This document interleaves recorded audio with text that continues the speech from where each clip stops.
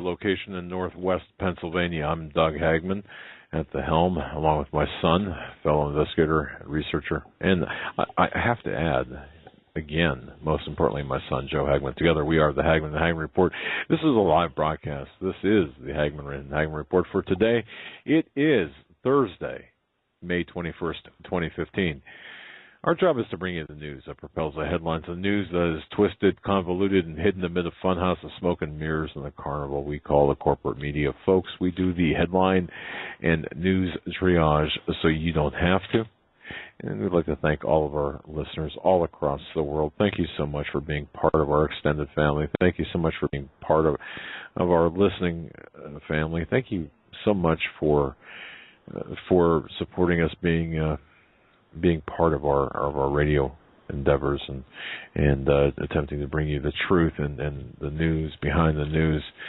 You know, for new listeners, I want to mention that we broadcast live every Monday through Friday, 8 to 11 p.m. Eastern Time. And, of course, our home base on the Internet is HagmannandHagmann.com. That's Hagmann with two N's.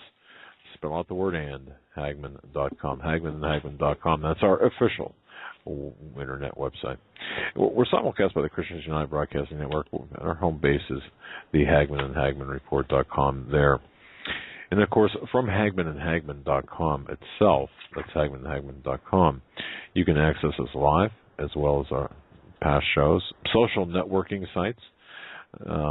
We do have a presence on Facebook, Twitter, and, of course, our mobile app there as well. And most importantly, our original investigative reports. We've got a couple of reports coming out from the Trans-Pacific Partnership to new information about Hillary Clinton's criminal cabal of criminal activity, cabal of criminal conspiracy with respect to Benghazi. And Judicial Watch has obtained some documentation. And, of course, we have that documentation. And when we show it to you, you're going to see and explain where we're coming at this from day one. We had it right from day one. We had it accurate from day one. This was an international weapons smuggling operation, and I'm telling you, even though the progressive Marxist on the left said it was nothing but a Benghazi myth, how dare those people, and how dare the media drop the ball on this? This is the biggest criminal conspiracy. International criminal conspiracy since, for a long time. But I just want to welcome you again to the program. I want to mention that we're so proud to announce that tonight's broadcast is sponsored by NatureBox. NatureBox, they ship very tasty, guilt-free snacks right to your door. They've got over 100 flavors to choose from. You're not going to get bored. Let me tell you, the mini Belgian waffles are just absolutely incredible, as are the strawberry lemonade fruit stars. Oh, my goodness, the sweet and salty nut medley. Oh, man. It just doesn't get any better than that. Folks, try NatureBox for free. Go to naturebox.com/CFP radio. Now, that's important. Okay, that /CFP radio, as in Canada Free Press Radio. Okay, CFP radio. That's very important because there you can get your trial box for free. That's right, naturebox.com/CFP radio. Very proud to have them and love their food. We have a box here at the Hagmann Hagmann studio, and we have them at our various respective households, and we're just fabulous. Tonight, we're going to have Dr. Ted Broer on from healthmasters.com, and what we have to do is get him on. In fact, I believe, Ted, if you're listening, and I suspect you are, if you can call in. If there's an issue with you calling in, pressing 1, what we can do is, because sometimes there is an issue there. I think we got him right here. Okay, all right. Ted Broer from healthmasters.com, talking about everything from jade helm to personal preparation, personal health, to you know what. I was just looking for his number to call him. Ted, is that you?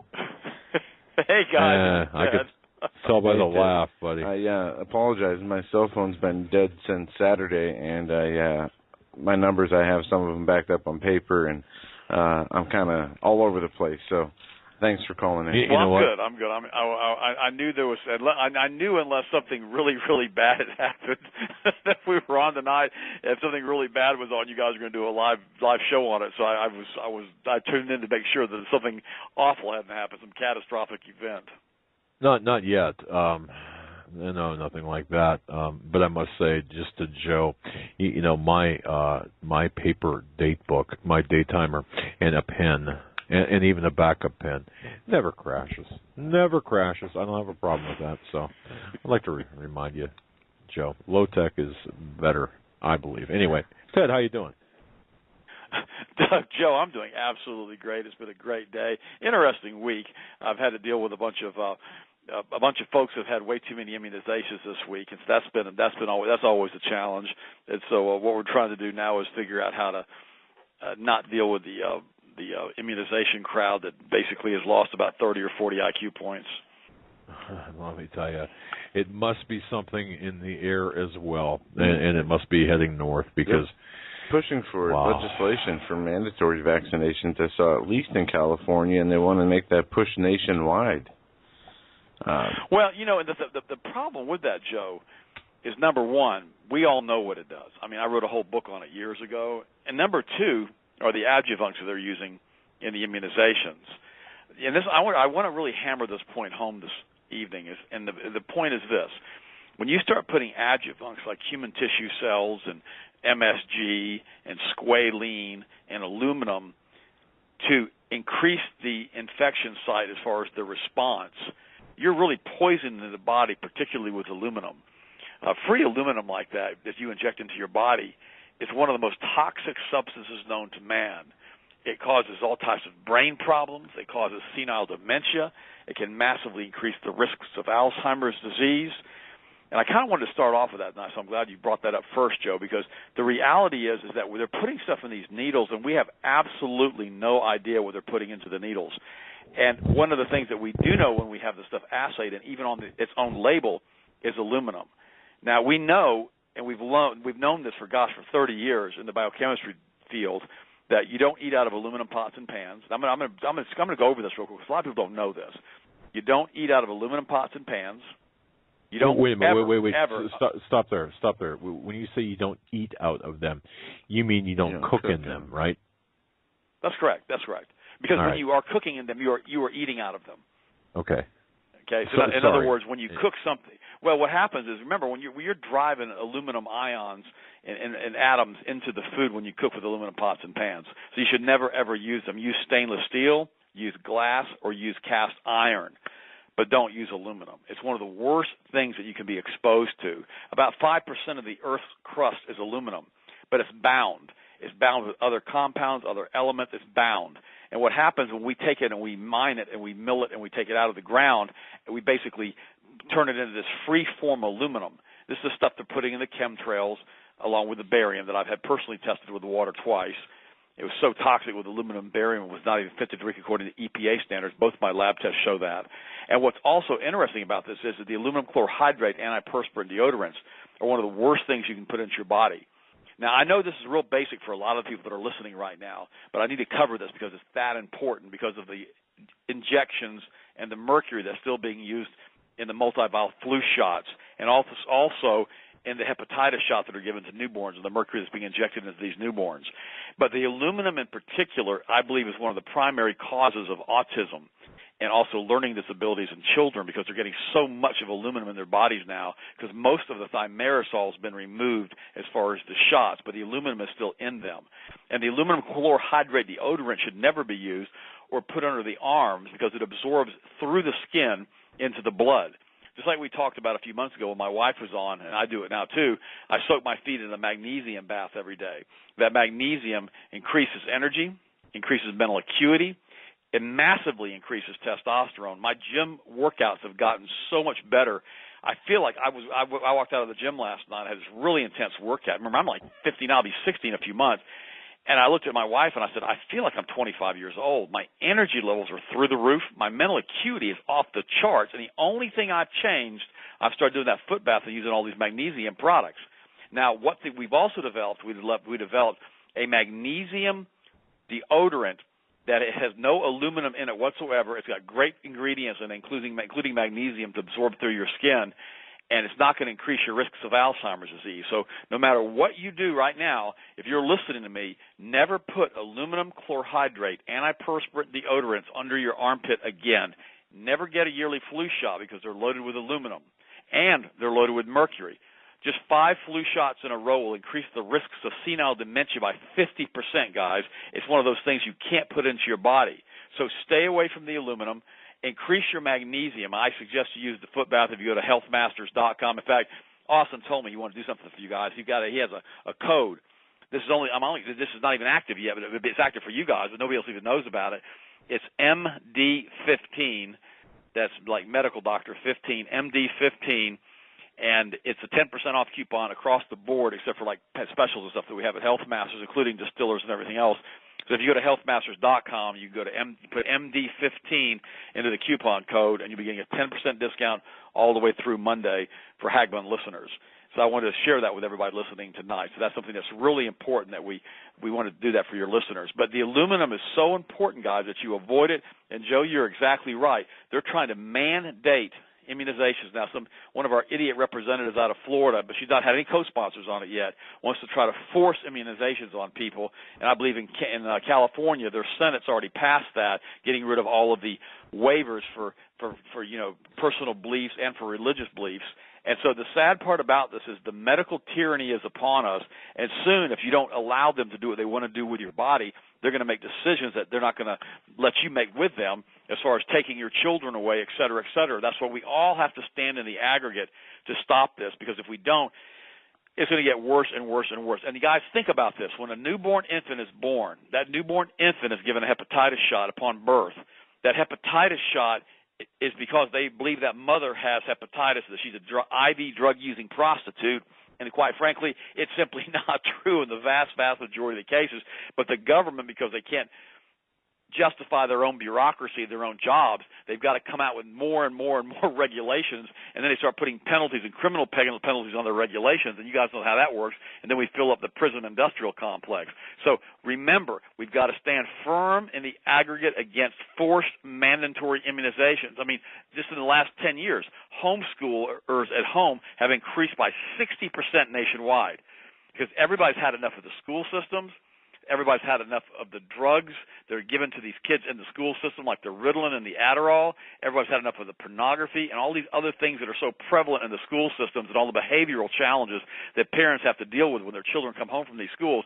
A few years ago, we had our kids at a school over here in Winter Haven, one of the best schools in the country as far as academically preparing them for college. And they weren't doing what they needed to do academically. And then they started putting happy holiday signs out in front of the school. And I said, you know what, I'm done. We pulled them out of that school, and we started homeschooling. And I'll tell you what, best decision we ever made, guys. But aluminum needs to be avoided. Immunizations need to be avoided. And we need to realize, guys, that if we start giving these kids these 67 shots like they want to give these kids, it's going to do nothing but cause problems with them later on in life, including Parkinson's, Alzheimer's, senile dementia, ADD, and autism as far as I'm concerned. Oh, there goes my high karate deodorant. All right. What? Also, antacids, guys. Don't use antacids. A lot of the Tums and all these have aluminum salts in them. Okay. All right. So if you want to give yourself Alzheimer's disease, ingest aluminum. It's really bad for you. Okay, I was reading on the back of a generic a Tums equivalent, if you will. Aluminum, would you say aluminum chloride or? Aluminum chlorhydrate is in the deodorants. Okay. I don't know what the exact form of aluminum is inside of the Tums. I used to know, but I don't remember right now. Yeah, there was some. It was aluminum something, and I thought, wow, I didn't take those, knowing how bad aluminum is. So okay, what vaccinations or? Yeah, what vaccinations do you believe in, if any? Polio, anything? I mean, the only one that I would do, and I did with Austin when he was younger, is it would be like a like a tetanus shot, and that's without thimerosal and without mercury and without adjuvants in it. That's what we did with Austin when he was younger, about 20 years ago, because he had to go to church camp. That's it. As far as I'm concerned, it's not necessary. And the reality is, unless you get a puncture wound with a rusty nail and you don't clean it out properly, you're probably not going to get tetanus anyhow. But tetanus is something that can be avoided with vaccinations. But my other 3 children did not require the tetanus shot for camp, so they have had 0 immunizations. And I haven't had a tetanus shot probably in 25, 30 years. I don't do immunizations unless it's something to do. I don't even do shots unless it's something that I have to do, like I've got inflammation or something. I've got to take a steroid shot, which is very, very rare now since I started using the magnesium salts. I'll be honest with you, my back's doing so good. My shoulder's doing so good. I feel like I'm 25 years old. It's the most ridiculous thing I've ever done. I'll be honest with you, Doug. My energy levels were so high already that it feels like I'm doing something wrong. Does that make sense? Like I'm cheating or something? Because I feel so good. Put that Dexedrine away, will you? It's crazy. Wow. Well, no, that's great. I can attest. The vitamin B supplements that and thank you, by the way. I just received the order today of vitamin B, which I can tell the difference when I'm not taking vitamin B. I'm dragging. I mean, seriously, dragging. And I had my wife had I guess I did too, because we shared the bottle from GNC, vitamin B12 capsules. Didn't do much for me at all. Got the vitamin B from you.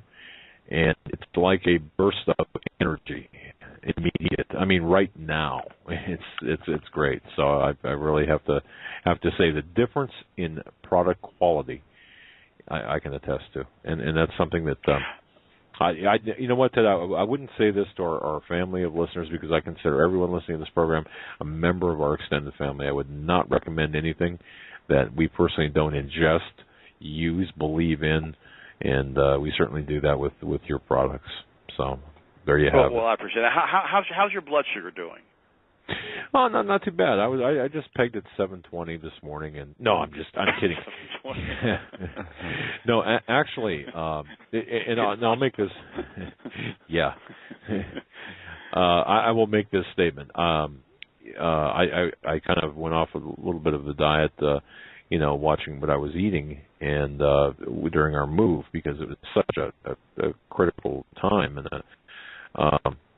yet, by taking the turmeric, cinnamon, the blood sugar protocol that you've got on your website, the variance in my blood sugar levels, I'm basically not a diabetic anymore. I mean, by definition. And that's pretty incredible. But isn't that, and you're medication free, you're not a diabetic anymore. I mean, and your blood sugar was running 400, 450. I remember when I started doing the shows with you guys. Let me tell you a story. Years ago, I can't use her last name because I'm not going to do that. But we had a girl, her name was Jackie. She came into our office. She had really, really high blood sugar. And, we did some testing on her. This is back when I was still in full-blown practice, seeing 40 patients a day. And I told her, I said, Jackie, you got to be really careful. I said, if you're not careful with your blood sugar, you're going to become an adult onset diabetic. And I said, you're going to be in a full-blown, blood sugar coma if you're not careful. You're going to be unconscious in the hospital. And she goes, oh, okay, I'll change my diet. So she did exactly what I told you to do, put her on a very good protocol. And what had happened is her blood sugar returned to normal. I mean, it was doing great. And then I remember, oh gosh, I don't like remembering these stories. And then what happened is I remember she ended up, I can't believe I tell you guys all of this stuff. So what happened is she ended up going to another doctor, and the doctor basically told her that she needed to get off my protocol. And I told her, when she told me that, I said, don't do that. Your blood sugar is doing great. And the guy goes, well, she doesn't even, he said, well, the doctor told me I don't have diabetes, adult onset diabetes. I said, of course you don't. You've been on my program. I said, why would you have, if you're on the program that you're supposed to be on? And she goes, okay. Well, she started seeing this other doctor. And then what happened is, this is an absolutely awful story. And then so what happened is she ended up in the hospital in a diabetic coma, about 3 months later, because she got off the protocol and started following this other doctor's, advice. And then what? But before that happened with the diabetic protocol, I'll never forget this. She got mad because she had heard me speaking at Carpenter's Home Church in Lakeland, Florida, which doesn't even exist anymore. They're tearing the thing down this past month. It's a 10,000-seat auditorium that cost like $9 million, and it's in rubble now. They're tearing it down for condos for the elderly, and it was a big disaster. And she was we were sitting in this Carpenter's Home Church, and then she comes in and she complains to the pastor that I had done a health seminar, and that's how she had learned about me. But now she was told by this other doctor that she didn't have diabetes. So they had a full-blown meeting, and I had to come to the meeting because it was the Matthew 18 meeting. And what was interesting is this. This is crazy. I mean, some of the church people, some of the people that are listening now, and they no longer go to church, but they're still Christians, they're laughing. They're saying, this is why we don't go to church. And I'll be honest with you. If I didn't have a young kid when this all happened, I would have probably stopped going to church too with this one. And so it was so funny. So I'm sitting in there like I'm in some kind of tribunal, right? I mean, with the bright lights in my eyes, and this guy, this pastor is questioning me, asking me about, the health, nutrition, and all that kind of stuff. And I said, yes. And he said, did you tell her this? And I said, yes.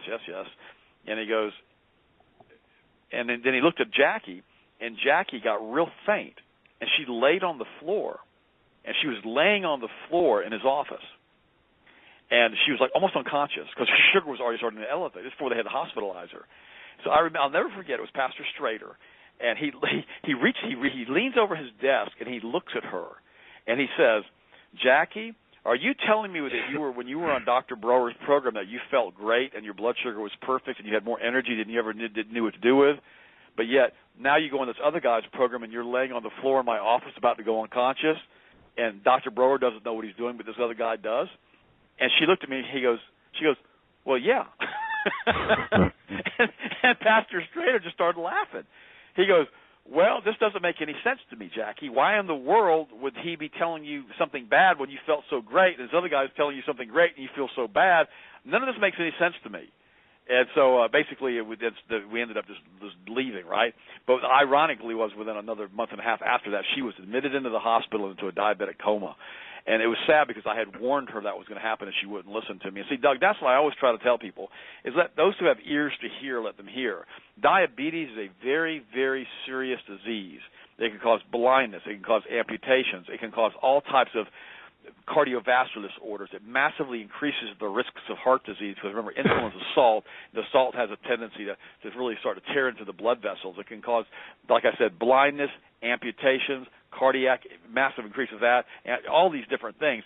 And when I tell people, when your blood sugars are high and you're adult onset diabetic, even the University of Kentucky a few years ago did a study, and they found that with proper supplementation and dietary change, that 85% of the people who have been diagnosed with adult onset diabetes could be completely restored back to normal blood sugar functioning by changing their diet.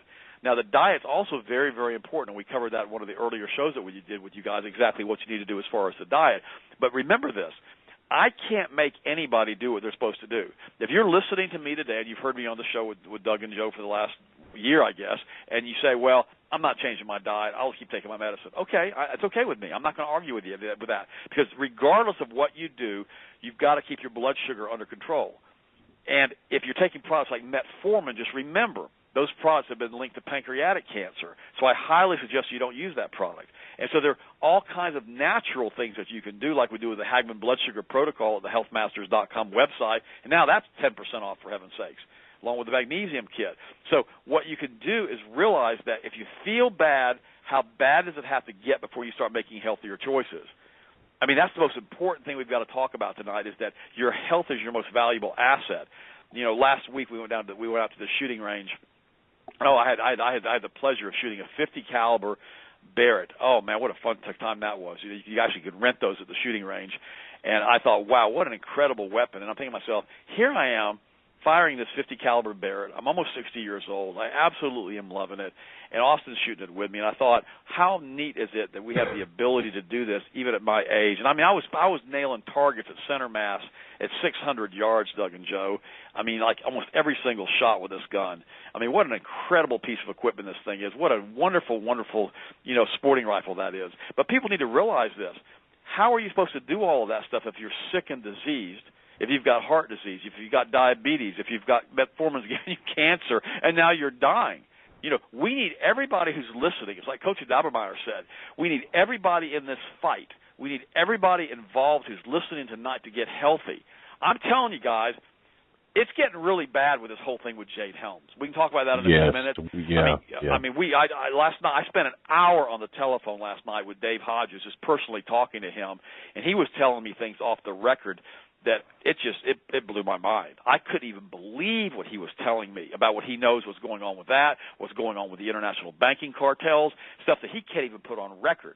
His father was a top naval officer. People don't even realize that.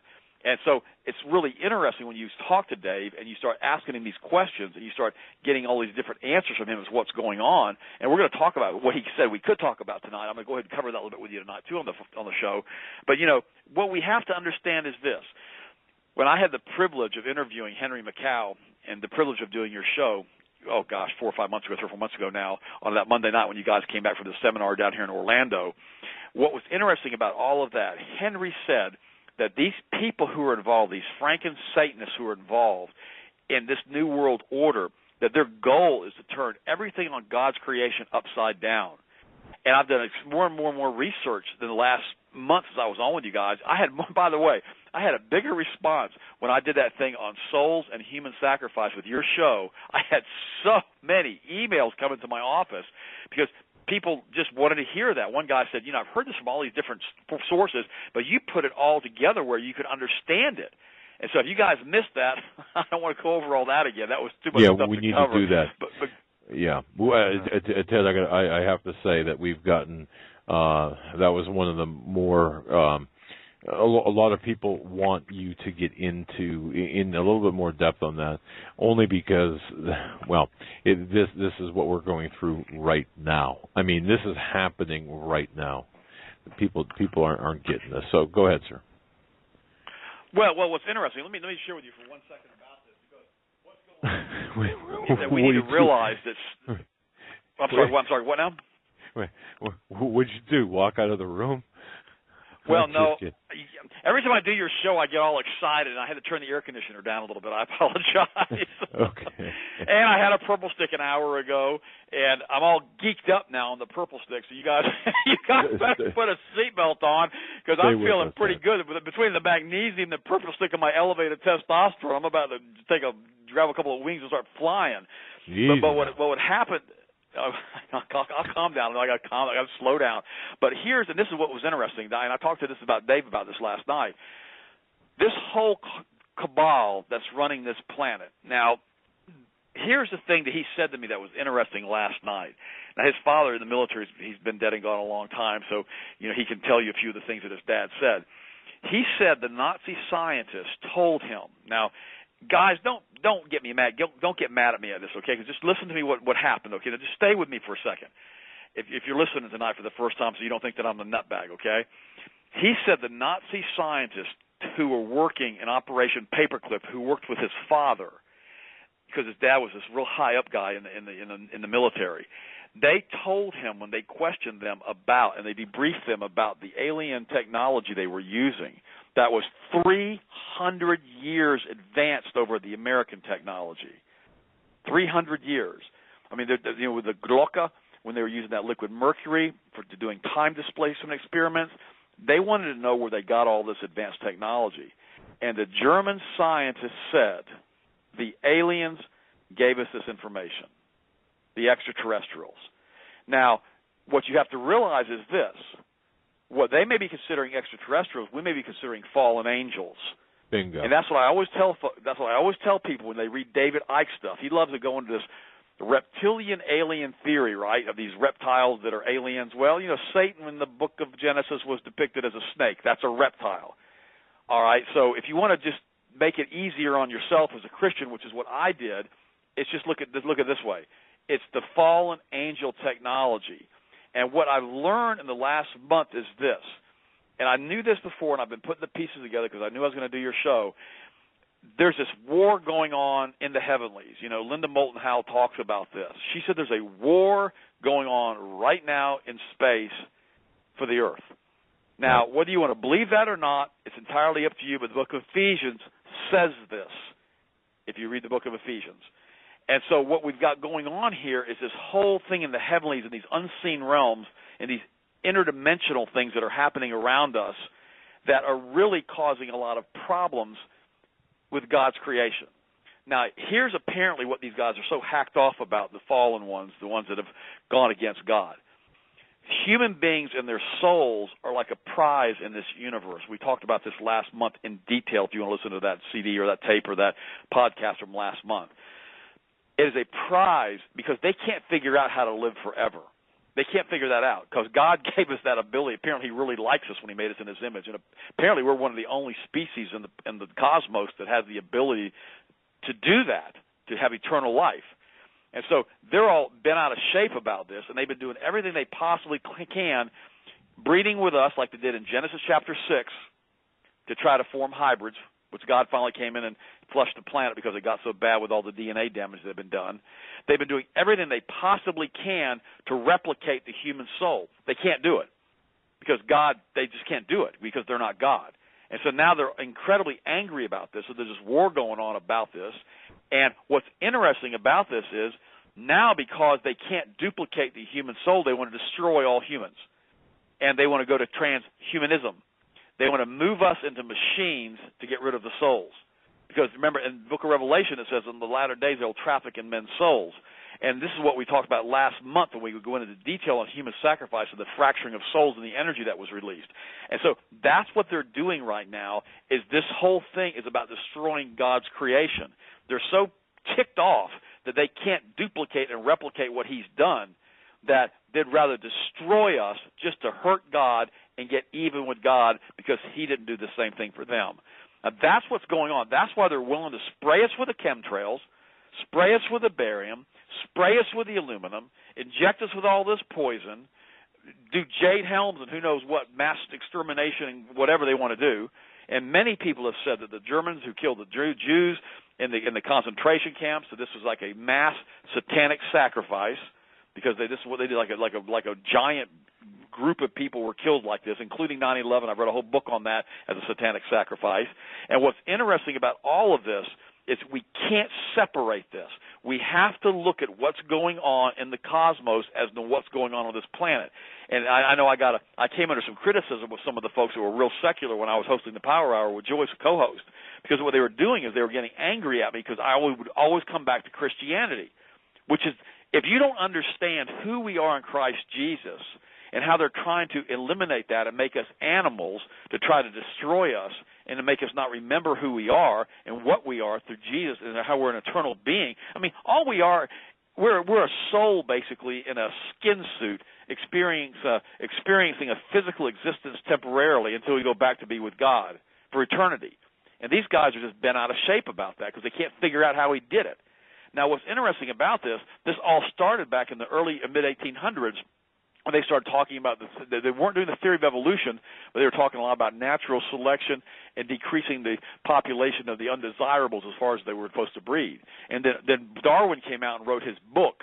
And, of course, his book, The Origin of Man, and then he went into the whole theory of evolution, and then he started, and everybody was going, oh, yeah, that's what happened. We came from monkeys. That's complete BS. All the genealogists know now that's impossible. That's not how DNA works. We were put here. We were designed by our Creator.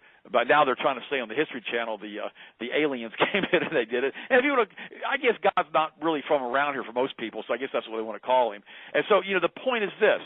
Then the Darwinians came in, and then they started promoting all of this eugenics all the way in the late 1800s, and then Margaret Sanger started doing her little stuff and going to Nazi Germany and talking about eugenics, and people were Zig Heiling her and saluting her in the Nazi rallies. I mean, this woman was wicked. And then what happened is Hitler got on the bandwagon and decided he was going to start exterminating a bunch of Jews and a bunch of Christians and a bunch of Catholics, anybody who said he wasn't God, basically. And that's how this whole thing goes on and on and on. Then Stalin came in. He killed 50 million. He made Hitler look like a joke as far as the amount of people that Stalin killed. And then what ends up happening is we end up with this communism. And now the communism creeps into the school system into the 50s and into the 60s. And then we take God out of school and the prayer out of school in the early 60s. And then it just gets worse and worse and worse. And they start teaching the Darwinianism, and they don't put creationism beside it. And then pretty soon everybody starts thinking they're just from animals. They just think that we're just a bunch of chickens running around or monkeys running around, and there's nothing to us besides the fact that we're just animals that can be conditioned classically. And Edward Bernays, he was born in the late 1800s in Austria. He was the father of advertising and of propaganda. He's the one who worked with Adolf Hitler and making everybody think the Germans were like the worst people on the planet with the sinking of the Lusitania. And Goebbels, Hitler's propaganda minister, said that he super admired Woodrow Wilson because what Woodrow Wilson did with Bernays, and he was the propaganda minister of Germany. And then the Germans decided if you could take the mind of the children and convert them to this fascism, this mindset, then you could control them. So now we have a godless, fascist, alternative lifestyle, sicko school system that's promoting transgenderism, and now we've got Bruce Jenner running around doing all of this. I mean, We've got all of this stuff. Remember what happened back in the 90s when Ellen DeGeneres came out and said that she was gay and made the cover of some of the national magazines? Oh yeah. You know, everybody couldn't believe she did it, right? And so she broke the ice for this. You know, and that was the end of her sitcom. She was already wasn't going to be recontinued for the following year. Then what happened is now Bruce Jenner's coming out, and he said he's saying I'm going to be a transgender now.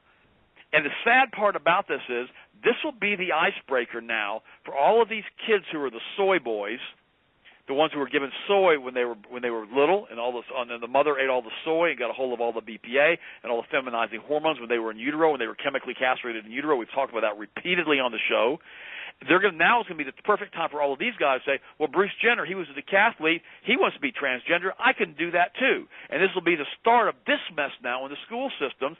Just last night, Channel 9 News, our local news station, was interviewing a kid over in Lakeland High School who was like 17 years old who wanted to be a transgender now, and they were glamorizing the fact that he was doing this. And the sad part about this is it's going to permeate the school system. It's exactly what happened in Genesis chapter 6, and this is exactly what Jesus said. As it was in the days of Noah, so shall it be upon my return. And that's what we're about to have. I really believe that we have already opened the book of the Revelation. I really believe the seals are starting to break. Look what's happened in the Pacific Ocean. We have tens of thousands of birds dying, seals dying. We have a hot spot out there for that stupid HAARP machine they've got pumped out there trying to keep the radiation out of California, I guess is the only reason I know why they're doing it. And they're trying to do all of these crazy things to the environment and to the system, and it's causing all of the death of all of these animals. And now they're saying there's huge desert spots with no life whatsoever in the Pacific Ocean. And it's getting worse and worse and worse. And last week, Fukushima announced they have these huge containers, like 800,000 gallons of super contaminated radioactive water that they're going to dump into the ocean now because they no longer have containment facilities to hold it. And it gets worse and worse and worse because their goal is, as Henry Macau said, they want to destroy God's creation. These sorcerers, these wizards, these people that use frequency and sound and all of their incantations and all of the things that they do to change the fabric of space-time. They want to keep us in the lowest state possible of energy, so we're putting out all this fear, and we're all frightened, and what they want to do is they feed off of that energy. They're like energy vampires, and sadly, we're in the middle of this thing, and at least we're awake now. And I was talking to Hodges about this last night, and I said, but at least we know what's going on now, sort of. I said, at least we have an idea of what they're doing, sort of. And he said, well, Ted, it could be a whole lot worse than any of us know. And I said, Jade Helm's pretty bad. I said, Jade Helms could go hot. And all I know is they were doing a bombing drill when the Boston City bomb went off, and they were doing a whole big old drill when 9/11 happened. And the sad part about it is they like to put their troops in place, Doug and Joe, and you guys both know this. If a drill's going to go hot, they're going to have the guys there all ready, and they can go, oh, my goodness, ISIS is attacking. Well, ISIS was given all of this armament by retreating NATO forces that they left all of these guns and tanks and everything else there. And the sad part about it is you'll see a report, we shot a Jeep today with an ISIS person in it. Okay, well, what about the Abrams tank suite they have? What about shooting a few of those? And the sad part about it is that we know what's happening, and they're allowing it to happen. They want it to happen because they want their new world order. And we haven't even talked about it. Dave and I talked about Project Bluebeam last night. And I guess you guys are aware of Project Bluebeam, too. Never heard of it. Never heard of it. You've never heard of Project Bluebeam? I'm just I did an 8th grade school project on Project Bluebeam. Yeah, and I helped him actually. Can you believe it? And I think he got an A or A- on it, but yeah, and that was at a Catholic school. They didn't appreciate the extraterrestrial angle, but yeah, actually, very interesting conversation with his teacher. I remember that, and but yes, but no, it has relevance here, Ted. For those, and let's assume for a moment that there are listeners that don't know what Project Bluebeam is. Go ahead and give us an overview of that. Well, this was originally released by Werner von Braun. He was the one who was talking about it. He spoke extensively to his secretary, who released all of this information after his death, which I always thought was very strange because he died in the 70s, almost immediately following the Apollo program. They said he liked to have a few beers and liked to talk too much, and so they had to take care of Werner von Braun. And now what was interesting about Project Bluebeam is he told his secretary and a whole bunch of other folks, you can go get him on the record if you want on YouTube, he basically said that they're planning on doing a mock alien invasion to bring the United Federation of Planets, I guess, or whatever you want to call it, or the United Federation of the Earth together under one government. And that there's a high probability, according to a lot of the stuff that I'm reading, that they're about to implement that. They were trying to implement that under Reagan because remember when Reagan got up there and said, what if we were facing an extraterrestrial threat from another planet and it would bring everybody together? Now, whether that happens or not, I don't know, but I'll be honest with you. I think that one's a whole lot more likely to happen than Planet X is. Well, yeah. I mean, we Joe and I, we're not privy to the exact plans, and of course, Planet X. What is that? Okay, and that's a rhetorical question. But the preparations for this alien invasion, Ted, I believe the psychological preparations go back to the War of the Worlds scenario with Orson Welles. Orson Welles, yeah. Well, no, they did that back in the 30s and 40s when they did that. Right. They did the radio show with the War of the Worlds, and he broadcast without commercials as if it was a live news story. Right. And he had people panicking all over the United States. They really thought we had an alien invasion coming in from Mars. He was reading the script from that story, The War of the Worlds. And look at all the stuff we had. All this, Independence Day. We've got Nicolas Cage and all of the stuff that he's done with all these different alien species coming in. We've got the day the Earth stood still. Everything comes in about these alien invasions, how mankind goes together and is able to stop what's happening.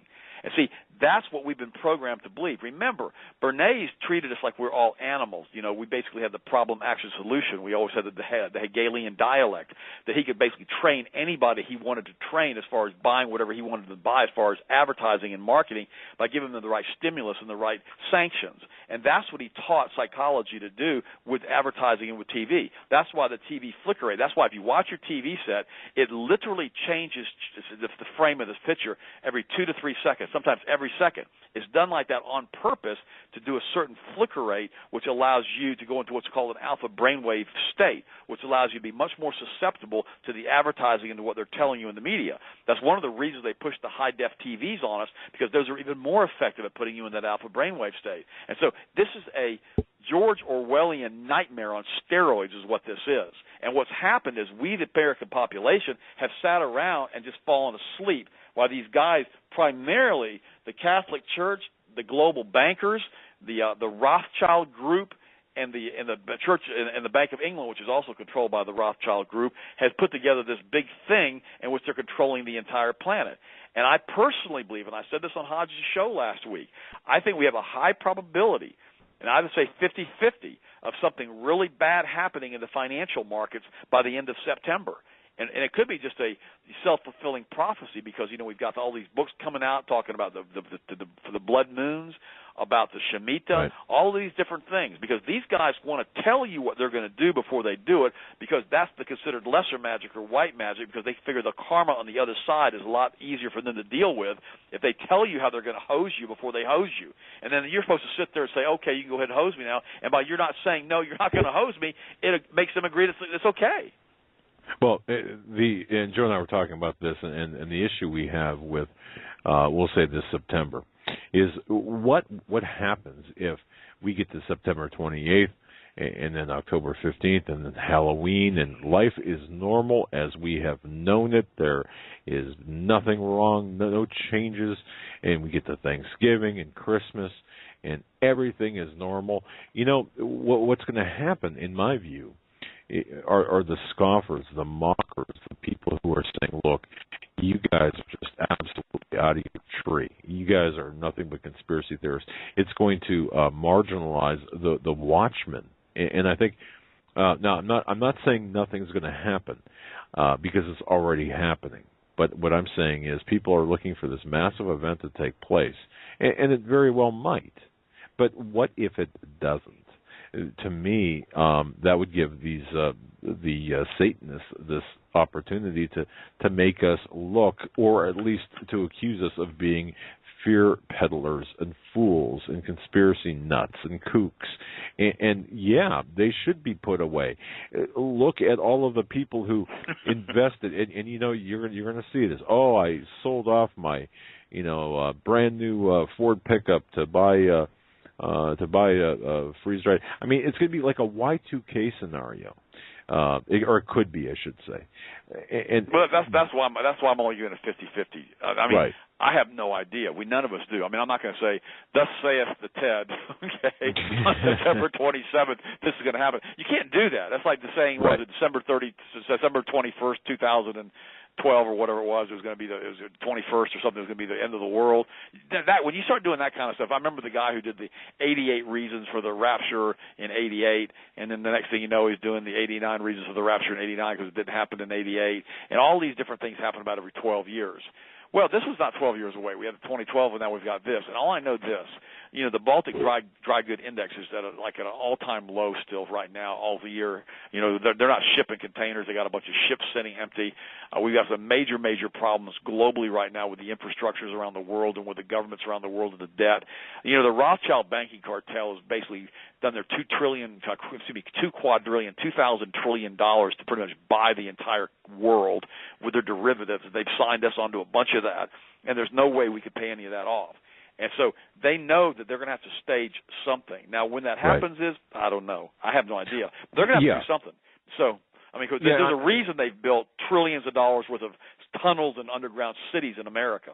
Oh, I totally agree with you, and like I said, Joe and I were talking about this, and we believe things that are that will happen are in progress right now, and I think it's going to be. I don't know. I don't know anything. I'm not privy to anything, but I think it's incrementally. I think we're seeing the incremental collapse.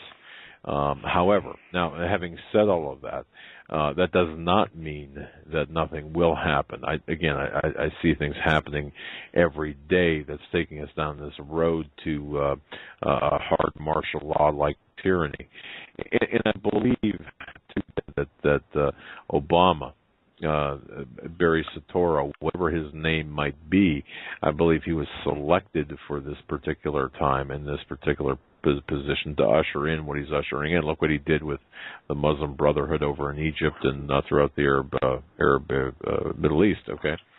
Now, having said all of that, okay, I truly believe that we are, regardless of a hard fall in September, July, June, August, whatever, regardless of that, we're so far down this path, down this cliff, as we're careening over this cliff and smacking it every 15, 20 feet in this out of control vehicle.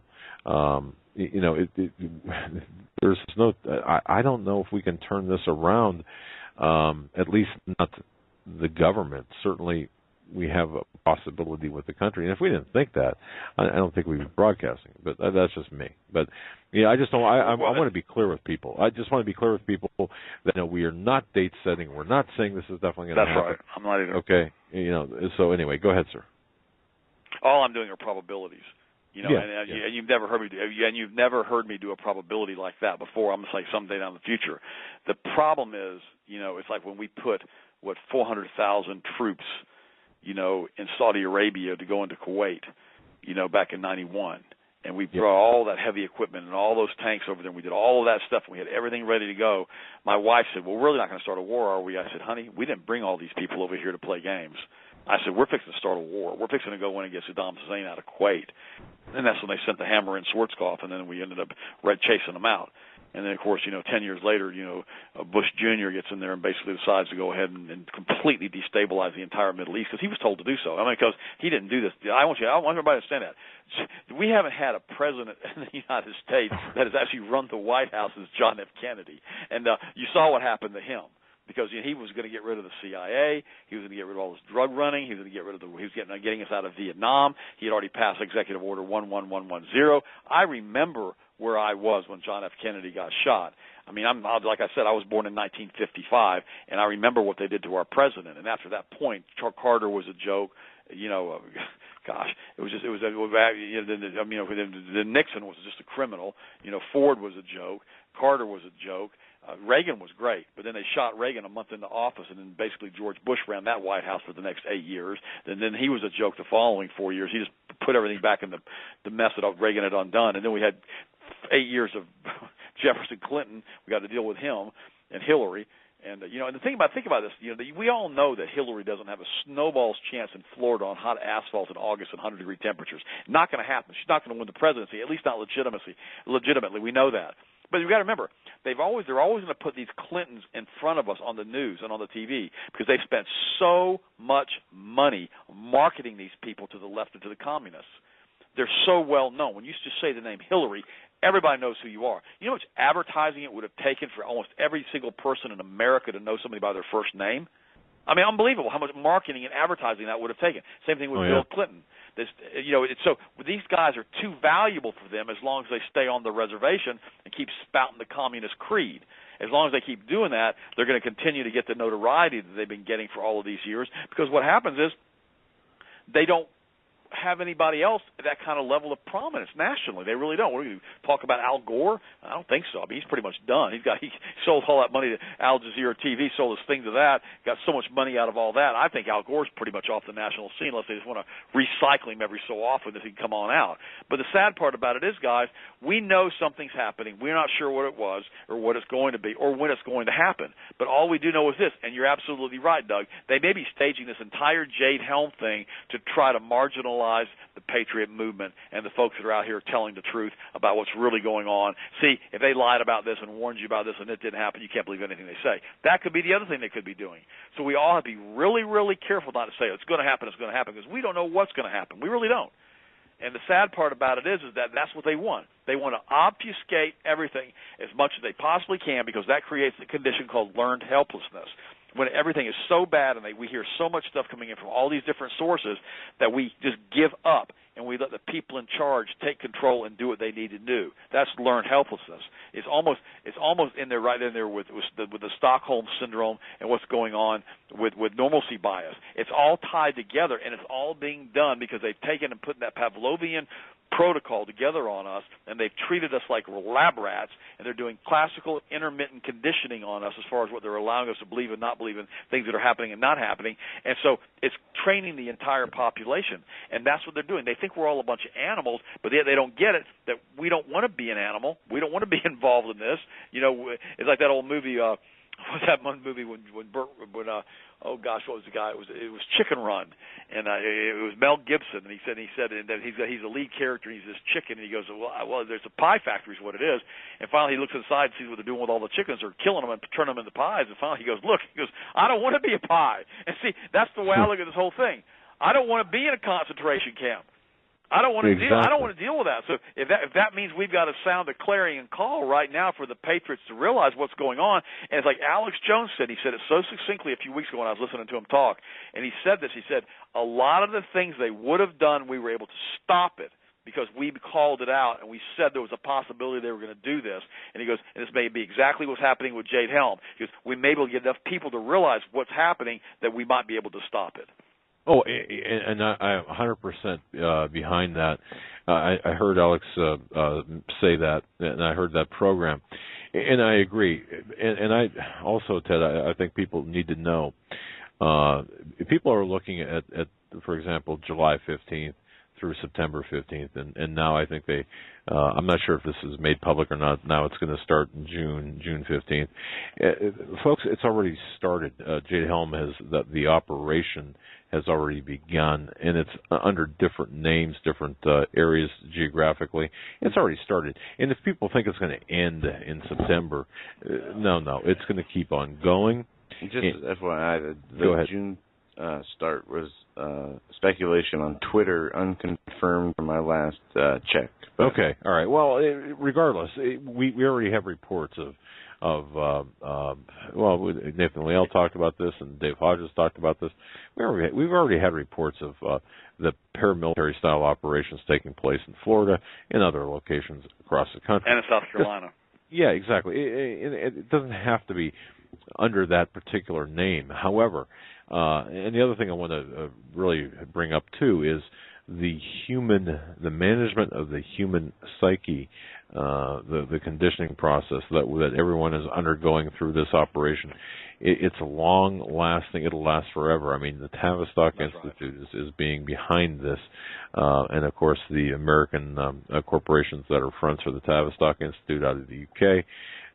They've been at this a long time. They know how to massage the psyche. So, I mean, we're in agreement on this 100%, and I think all the alternative media it understands the severity, and we can't have this, And at the same time, Ted, we got the Supreme Court. You got Ginsburg out there presiding over a homosexual ceremony Sunday, and she's going to be one of 9 ruling on this constitutional issue. Yeah, impartially, right. We're fighting for our lives here. I mean, our very existence, and people, these Marxist, excuse me, but these Marxist bastards are laughing at us. They're laughing at us as we are impotent in the face. Currently impotent in the face of their actions and machinations, and we have to change that, and we have to change that through prayer and through righteous anger and knowledge and telling people what's really going on, and being firm in our faith and being firm in our actions. This is not a spectator sport that we're involved in. Sorry about that. I'm hopped up on your B vitamins from Health Masters, so all right. Well, no. You're exactly right. And see, that's why when Pastor Rodney Howard Brown, when I met him last year, when I interviewed him on the Power Hour, I want to know he was real. Now I'm going to tell you what I told you about. I'm going to tell you something about Rodney I've never told you. Okay, I know a lot of these national pastors. Okay, I've been on a lot of their TV shows. I've raised a lot of money for them, helping them do things, et cetera, et cetera. And invariably, when I get behind the scenes with these guys, they're not who they appear to be. Okay. Almost all the ones that I've done national TV shows with, have got really, really bad marriages. Right, just like steeped in hell marriages. Bad marriages, right? I met Pastor Rodney last year with Donica, and we've invited them over. They came over to the house, and we watched them because I always like to watch them. And then I went to their house. They had us over for dinner, and I watched them again. And I got to know them for a couple of months. And finally, I said to them, you know what? You guys are the only people that I know that are nationally known on national TV and national prominence that have a good marriage that are Christians on TV. You're the only ones, period. Now, some of the marriages are okay, but they're not good. These guys have this incredible marriage. And I said, that gives me reason to have hope, in these folks that are, have these big churches, that somebody actually must have a good marriage or a good life or whatever. And I'm here to tell you, he's the real deal. He carries a gun, carries a .45. He's a patriot. He tells the truth. He was on your show a couple months ago and talked about what he's going to do. And then what we're doing with Rodney is we're going to do a seminar with him in Washington, D.C. around July the 4th. I'm going to be there. Hopefully you guys can make it. We've already got Coach Daubermeyer's coming, and we have a few other people that we're trying to bring in also. And we're trying to put together a group of patriots that can get together. And it's kind of like Daubermeyer's going to call in his Salt and Light Brigade, he calls it. And then we're going to bring a group of people into Washington. We'll be doing, I guess we're going to be picketing, meeting with the senators and the congressmen and doing all the stuff that we're supposed to do that we should have been doing 50 years ago. that we should have been doing 50 years ago. I'm going to say it one more time, that we should have been doing and our parents should have been doing 50 years ago when this fascism, communism, crud started creeping into the United States. But we've allowed it to get a foothold now, and now we're going to have to do double time to try to get rid of it. And quite frankly, I'm like you are.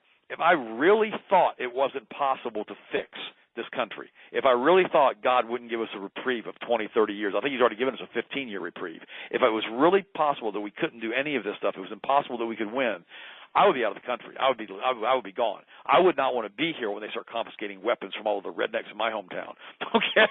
I don't want to be around a bunch of bullets flying, because it's going to be a nightmare, because there's a lot of boys out there that are not going to just give up. They're not just going to quit. Okay, these boys have not been given soy protein when they were babies, and they're driving around with their lifted pickup trucks. They have no interest in living under tyranny. And see, and this is the same thing it is in Texas and Arizona and New Mexico. We've got pockets of this stuff all over the United States where people realize, hey, wait a minute, we don't want to be a pie. Okay, we don't want to go to a concentration camp. We don't want to live like this. We don't want to have to raise our children under tyranny, and we certainly don't want to be involved with these people. And that's what people have got to understand.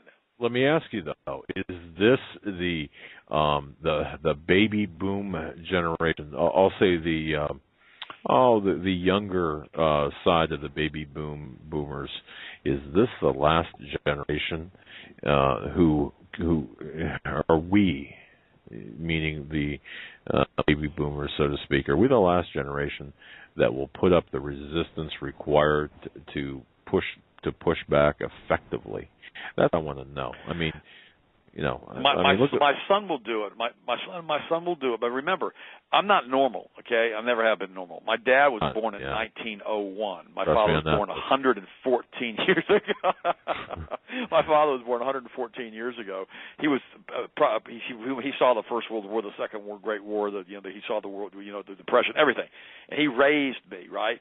And so I've got a different mindset. I actually remember when this country was pure. I remember when the worst thing on TV was Gilligan's Island, right? And so we want Mayberry back, but the problem is what we see this country and what it's turned into now is so egregious to us, but it's normal for all the kids that are 35 and below.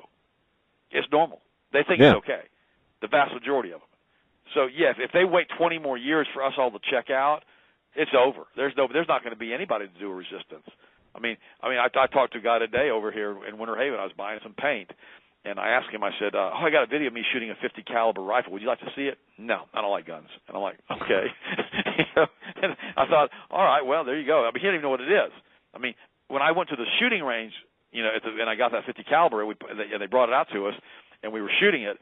It was unbelievable. We had a crowd around us watching us shoot this thing.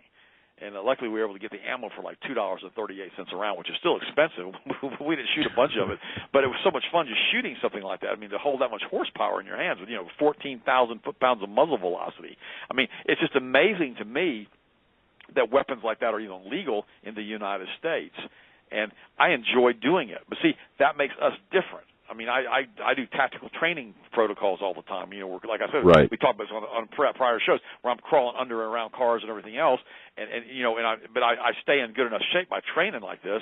And now my next goal is the next time I go back to the shooting range is to get that 50 again and shoulder fire that thing. But the problem is it's so heavy. It weighs like 30 pounds.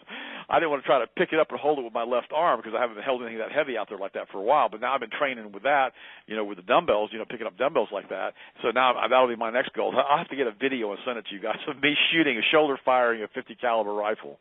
But the point is, it's just. But I don't know, Doug, Joe. I don't know if we're the last generation. See, our parents are the ones that should have been protesting in Washington D.C. and raising HE double sticks, with everybody involved with all of this, taking the prayer out of the schools and everything else. But McCarthy was right when the communism came over in the 30s, and all of those communists left Germany and came into the United States, and left Russia and came into the United States. They were steeped in communism. Most of these people, especially the ones who went into Hollywood, and they're just super liberal communists. And they're the ones that took over the entire media. Remember, the media is what controls the opinion of the United States because of the alpha brainwave state that it induces. When the children sit in front of the TV set for 4 and 5 hours a day, especially when they're young, it completely destroys and impairs, not destroys, but it impairs cognitive development. Children should never, under the age of 3, a child should never even be allowed to sit in front of a TV set because of what it does to their brain and how it entrains it and how it massively increases the risks of ADD and ADHD from just that. So you get basically, it's a brain entrainment device like aspartame is. And, you can't believe that people use this stuff and drink these things and have diet sodas all the time. But these people are heavily, heavily addicted to these things. And Rumsfeld, who pushed it through to get it done back in the 70s, he knew what it would do because they did the same research that we did. He knows that there's an aspartate receptor in the ganglion of the brain, which release dopamine, and he knows that when that happens, you get addicted to this thing, and you lose your short-term memory, you lose your ability to think, you stay depressed, and of course it does all the other things. Now they've got these mind weapons and frequency weapons that can make you vomit, it can make you have diarrhea, it can make you suicidally depressed within just a few minutes after the frequency's beamed into your head. And so, we think we're going to have this big war that we're going to be able to do what we want to do. But the truth of the matter is, it's not going to be what we think it is. War is never what you think it is. Last week, beginning of this week, I watched a video from 2008 from this guy who had been in the army over there in Iraq, and that's back when they had that van and all those people and those reporters were shot with that 20-millimeter cannon from that helicopter. And it just blew them all to pieces. And they finally, the van came to try to rescue them, to take them to the hospital. They blew up the van and had 2 little children in it. And he had to pull these bleeding children out of the van and hold them against him as they were bleeding out. And he was telling the story, and I got so angry. And I wrote a really, really turt email out to all my personal list that I have on from my home that I send out every day. And I told them, I said, they didn't do anything to us. We killed over 1 million Iraqis, and we wonder why they're pissed off at us. We wonder why they're mad. We wonder why they want to come over here and kill us, and when we give them armaments, they're ready to come over and fight. I mean, my God, we killed 1 million of them. They want to bring it to us now, and our government is facilitating that through the CIA by equipping these people and training these people, bringing them to American soils and allowing the visas to come over here and allowing these open borders in the South to allow them to come across. It's absolutely nuts, guys. And the sad part about it is, how are we going to be thought about in 100 years from now or 50 years from now if the United States does fall? If it does fall, and they come in and start firebombing our cities like they did Dresden, or people are going to say, well, they deserved it because they killed 1 million Iraqi citizens? How are they going to remember us 50, 70, 80 years from now? How these people allowed their government to go completely rogue on them and start killing millions of people all over the world. They deserve everything they got. And we're sitting here going, we don't want you to do that. I remember a few years ago I was in a place called Gimmelwald in Switzerland, and you call it in Schweiz. But the town is called Gimmelwald. And I'd watched Rick Steves, he's like one of the bastion of liberal people on TV. But I kind of like the guy. He does that travel channel. He talked about this little bitty town in Switzerland you could go to. They had raw milk and raw cheese and all that. It's all legal over there, right? And so we went up to this little town. It has a population of like 50 people. And we had to take a little ski lift to get up there into it. And I'm sitting there, and there's a guy up there. He's got a bed and breakfast. And in fact, Rick Steves was staying with him when I was there. He was visiting him for a vacation. And I said to the guy, his name was Ali, and I have his email address. And he said to me, he goes, "You people are criminals." And I said, "Who are we people?" He goes, "Americans." He says, "All of you need to be shot." And I said, "Shot?" I said, "Are you kidding me?" He said, "No." He goes, "You guys are corrupt." He goes, "You guys are awful." I said, I'm not. I have nothing to do with this. He goes, "You've allowed your government to do this." And see, that's how they look at us, Doug. That's how they look at us. Yep. They think that we've allowed it to happen. And that sentiment is growing. It's growing exponentially. To a large part, they're right. I mean, due to our indifference and preoccupation and other, things, self-interest. Yeah, we have let it happen. Ted, we're up against the top of our break. We're going to take a quick break and hear some words from our partners in this radio endeavor. You're listening to the Hagmann and Hagmann Report on this Thursday, May 21st, 2015. healthmasters.com is the website of Dr. Ted Broer. Bookmark that site. He has just fantastic, as he calls them, protocols for different physical ailments and vitamins. Got to keep you healthy, minerals. buddy. I mean, taking these things, you feel so much better. We'll be right back. Stay with us. Thursday, May 21st, 2015. Ted Broer today is our special guest. A quick program note. Tomorrow night, Paul McGuire will be joining us. His book, Mass Awakening, has been out for a while, but he wants to come on and talk to us about some current event things that have been going on. and he will be with us tomorrow. And I have to tell you, ladies and gentlemen, one of our partners in what we're doing, of course, one of our partners is healthmasters.com. Folks, if you have not done so, go to hagmanhagmann.com. In the center there, you'll see Health Masters. Click on that. That'll take you directly to their website. And I feel rather special. I've got actually a blood sugar protocol named after me. It's the Hagmann Blood Sugar Protocol, but there at healthmasters.com you'll find the Magnesium Topical 5-pack kit, the Hagmann Blood Sugar Protocol Special. It works, folks. Awesome stuff. Top-of-the-line products. Again, our partners, that's healthmasters.com. We believe in what they do. I am a living example of it. Some, my critics perhaps might say, well, you know what, you had just a little bit too much aluminum or lead paint chips when you were a kid. But it's been cleared up now from it's been cleared up through the Magnesium Topical 5-pack kit as well as the Blood Sugar Protocol. So, folks, visit healthmasters.com and be sure to take advantage of their special, this Memorial Day special, their super secret code. Only to Hagmann listeners at the moment. Super secret code is MD, that's M like medical, D like doctor, and the number's 15. MD15. MD15. Yes, for the specials. That's HealthMasters. off on the coupon code. Right on. Healthmasters.com, healthmasters.com. And coincidentally, or maybe not so, it's a conspiracy. It's a conspiracy, I tell you. We have Dr. Ted Brewer from Health Masters on with us to talk about everything from Jade Helm to the Jetsons. And hey, Ted, while we open up this hour, what are your thoughts on the Ken Hovind trial? Charges being dismissed. Yes. Yeah, I got that on Monday, or the first it happened, I believe it was the beginning of the week when the judge ruled on it. Coach Daubermeyer sent it to me, and he really believes, and I believe also, that it was just the Assault and Light Brigade and a whole bunch of other people's pairs besides that, and just the constant barraging and out there in front of the court and everything else, that this was an injustice that did something. And, and Coach Daubermeyer, that's why I'm so excited about him coming to the seminar with us with Rodney Howard Brown in Washington, D.C. in July, because I really believe that if we get on the ground and we put boots on the ground, and that's what Daubermeyer talks about so much is boots on the ground, that we can start to precipitate change, because they don't want to see boots on the ground. They hate boots on the ground. They don't want to see people that are actually alpha males running around doing stuff and getting things done. The other day I was at the gun shop. God, I just love guns, and there was this real pretty girl working there. And I asked her, I said, you work here? She goes, I love it here. And I said, well, you know why you love it here? She goes, yeah, these guys really take care of me. And I said, well, you're in a room full of a bunch of alpha males. And she goes, yeah, I know that. And I said, do you actually know what an alpha male is? She's like 25 years old. I don't see many that age anymore. She goes, yeah, absolutely. And I said, okay. I said, well, that's kind of cool, because I tell you what, you've got a great attitude. She goes, no, these guys are a team here. They're a group. They're together. See, and that's what I want. I want us to feel like that with that Salt and Light Brigade when Daubermeyer says, hey, we got to get a group of us over here for this or a group of us for that, and those of us who can go and do that and join him, we need to be there. We need to let the people know that we're there to support everybody. See, if we all work together cohesively as the church, as the body of Christ. Today I had a pastor friend of mine that I've known for many years, and I kind of rebuked him a little bit, because what he did, he sent out this email to his church and basically told everybody, don't bother with AA, which is Alcoholics Anonymous. They don't have a real high success rate.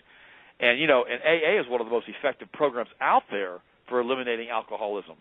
And he was telling people, don't worry about it, blah, blah, blah. He starts saying all this bad stuff about it and how programs don't work and things don't work and this doesn't work and that doesn't work. And I finally emailed him back, and I said, look, here's the deal. I said, you got to understand something. In fact, I'm going to go to my website. Hang on a second. I'm going to pull the email. I'm going to read you what I wrote him, because he kind of irritated me, because I've known this kid for like 25 years, and he kind of aggravated me when he said this. And I laughed at him, and I said, well, I can tell that somebody hacked you off. LOL. You're right. Formulas don't work. That's true unless the formula shows you how to correct egregious errors in decision making. An example: someone constantly charges on credit cards unaware of cumulative interest or the rule of 72. Suddenly they get a self-help program that teaches them what compound interest will do. They learn from the self-help program and pay off their credit cards, and they pay as they go. Wow. Now instead of name it, claim it, blab it, grab it, they show discipline in their finances. Suddenly they find themselves being blessed. Or another example, they give all their money to hypocritical TV preachers, and then they read the book Thieves by Trey Smith, which does an excellent job exposing a snake preacher. Suddenly they realize that giving to the local church makes more sense. Then I said to him, I said, you're very well educated with tremendous experience. I said, but most Americans are not educated. They don't have good experience. In fact, they've drunk the Kool-Aid, and they really don't think very well anymore. Any type of book or program that could be of some value would be better off than buying a lottery ticket. All of us have specific gifts in education. We are all part of the body of Christ. It's easier to work with and learn from folks that have specific skill sets, especially when they have laid out a proven plan to achieve their goals. I heard it once say, success leaves clues, well, so does failure. Better to know what to do and what not to do than to learn through trial and error. Benjamin Franklin said, experience is a costly teacher, but a fool will learn no other way. And then I told him to have fun with his kids for the summer. But, I mean, we have to realize, guys, this is what we're supposed to be doing as a team. See, if I know how to fix blood sugar problems, you might want to listen. If you guys know about investigation and how to do certain investigational techniques and stuff that you guys do, people may want to listen to you. You see, that's what we have to understand. If people have specific skill sets and they have track records of success in those skill set areas, we need to listen to them. If Coach Daubenmeier was a coach and was a team leader and all that kind of stuff, he wants to galvanize a group of us and put us together, let's go ahead and do that. If Rodney Brown is a patriot, he's out there teaching and preaching the word, he's got a group of people meeting in Washington, D.C. to do all that, let's go with him and support all that. If you guys are on the show tonight, if I'm on the show with you guys, and you guys have other sponsors like the Salty Snack people, I love salty snacks. I mean, let's go ahead and promote those guys. Let's support the people that are supporting the patriots. I mean, instead of going to one of these box stores and buying salty snacks, get them from the Hagmann Hagmann guys that are promoting it on the show. And see, if we all do that together, if we all work together as a team, what ends up happening is we can build a base of people that are going to be able to precipitate change. And then we'll be able to do what Dave Hodges says. Once we get to 10%, we can get a tipping point. And once we get that tipping point, we can actually change the United States back to what it needs to be changed. So don't say to me, well, we can't come to Washington to Rodney Howard's Brown's meeting because we've already got plans this summer. Change your plans. I've got plans too. I had to change them. Well, how long do you think we've got before we have tyranny in this country? It's already pretty much upon us now. You think you got another 10 or 12 years just to run around and do whatever you want to do? If we want a country for your children and for your grandchildren, it's time for us to put boots on the ground and get something done, guys. What do you think about that? Well, what we think about it is, we have to do this, and this is why look, we have to stop fragging our friends. Okay, that's number one. Okay, there's too much fragging our friends, too much friendly fire, and too much egotistical nonsense. Put your egos at the door before you walk in. That's right. You know, no one is. Look, we all get dressed the same way in the morning. We all hopefully, brush our teeth, comb our hair, take showers. We all do that the same way. It doesn't matter. So leave your egos out of it. Stop arguing over these minuscule non-salvational issues. Right. Okay. Let's just play our positions. Let's just go out there, and you know what? We can win on the numbers. 535 people. These people in D.C. plus the 9, and look, we got the numbers, and all you have to do is show up. That's all. That's right. Let's just show up. Oh man, that's right. Look, we can fight City Hall. It's a Tavistock mantra that you can't fight City Hall. If you know where that mantra came from and who did it and why they did it, of course. Well, let's use the Alinsky playbook, or let's use the knowledge that we've been given, the knowledge that you are imparting, the knowledge that Steve Quayle and others impart, Pastor Life. Well, let's do this, and let's be proactive about it. And, let's quit whining and expecting someone else to do it. No, there are people who can't do it. And of course, Dave Daubenmeier, in his wisdom, had, set up the Air Force. That's the prayer part of things. We understand that. We understand that not everyone can get in a vehicle, travel 6-7 hours to D.C., the physical impairments. So pray. Let's just work together, okay? That's all. And who cares who's got a bigger audience than someone else, or who cares whose numbers are better? Who cares? It doesn't matter. We're all in this together. Boy, I get that. This really chaps my butt when I start talking about this and thinking about all the wasted energy. Sorry. There you go. Well, no, you're right, because, I mean, why in the world – see, Christians are the worst at this, okay? Remember I told you that little story earlier when I'm sitting there with this pastor looking over his desk asking this girl why she's on the floor, and I'm thinking to myself, why am I even here? What did I do to deserve this? We can't treat one another like that. We have to love one another and respect one another. I mean, and we let the atheists. They come in with their godless agendas. I wrote this week. I want to read you this too, but this you guys will get this. And it says the belief that there was once absolutely nothing, and that nothing happened to nothing, and that nothing magically exploded for no reason, creating everything and everywhere. This is part of this is from another email I got. Suddenly, then I start changing it. Suddenly, light. I'm going to start over again. This is my part. Somebody else's at the beginning, and it's all mine afterwards. I'm going to start at the beginning. The belief that there was once absolutely nothing, and that nothing happened to the nothing until the nothing magically exploded for no reason, creating everything and everywhere. Suddenly, lightning hit a rock, and a bunch of the exploded everything magically rearranged itself for no reason whatsoever into self-replicating DNA bits, which then turned into dinosaurs.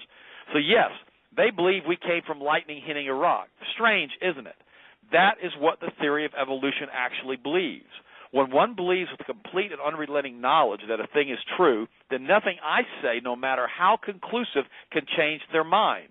I used to find this mystifying, but now I recognize it comes from a certain mentality common to certain personalities and any of a variety of extremists, a mindset in which opinion and belief trump scientific fact.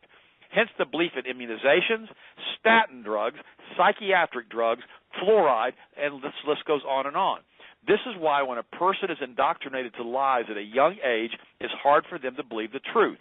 Edward Bernays was the father of advertising and propaganda. He was born in Austria in the 1800s. He is the man who provided the propaganda to the American people with Woodrow Wilson to get America into World War I.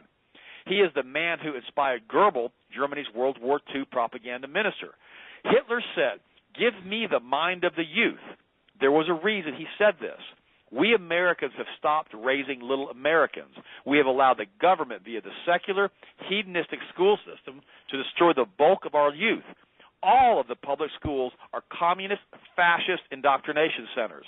Kent Hovind, one of the best teachers on creationism, is getting out of prison. He has wrongfully spent 8 years in prison. His crime? Telling the truth. Coach Daubenmeier with his Salt and Light Brigade has worked diligently to get him freed. That and many other efforts and prayers have made the judge drop all charges. We as Americans need to realize that we can change America back to its glory days, that this Orwellian nightmare can be defeated by the grace of God, prayer, faith, and hard work. I wrote that yesterday. And see, what we have to understand is I put my pants on one leg at a time just like everybody else does. Nobody's special on this planet. God loves all of us equally. The difference is we have to get out there and mobilize and get things moving. We have to be part of a team, part of a group, part of an effort. Individuals aren't very effective at this because they don't care, because we can't vote as individuals that amount to anything. But if we collectively show up in D.C. with a bunch of people, we're going to get everybody's attention. They're going to say, God, this is a voting block. We got 1,000 people here. They're going to be voting, and plus they have 10,000, 100,000 friends at home. We don't need to get all these people mad. Then we need to meet with our Congress guys and overwhelm Congress and the Senate and everybody else and their aides and their whatever and say, look, we don't want this anymore. Jade Helm's not okay. Letting these bankers off for these white-collar crimes, what they're doing, is not okay. We want this stuff stopped. Exactly. If I can back up a little bit here, you talked about the Nazis. You also talked about our children, the education, the Christian education, referencing that. You know, the Nazis conducted this very systematic effort to keep children from learning, and people have to understand this, learn practicing Christianity. children were encouraged to just abandon all religious classes, and the teachers were actually prohibited from continuing kind of Christian lessons. Now, only clergymen were allowed to teach religion, whereby a further reduction of the number of classes became inevitable. You have to understand the incremental nature. This is the template we're seeing today. When the Württemberg clergymen back in Nazi Germany, you've got to know history, refused to teach religion according to the legal instructions of the Ministry of Education. Think the Department of Education today. There were 700 clergymen who were banned from classes. Now, this was an arbitrary measure, which was founded on the assertion that the resisting clergy had violated the oath sworn to Hitler, and Christian prayers were abolished in schools. Crucifixes, crosses were removed from rooms. And people don't understand, it wasn't so much that religion was banned in German schools. It was Christianity was banned in German schools. And this is what's happening today. The Nazi war on Christian education moved at least as fast as the Nazi war on Christian churches. And see, it's a war against our children. And people don't get it either, that by 1935, the war on Christian education had reached, had gone to the point where Catholic parents viewed the virtual segregation, if you will, of their children. They were witnessing this. And there was a saying, I think, let me see here, 1935, Nazis attacked Christian schools themselves.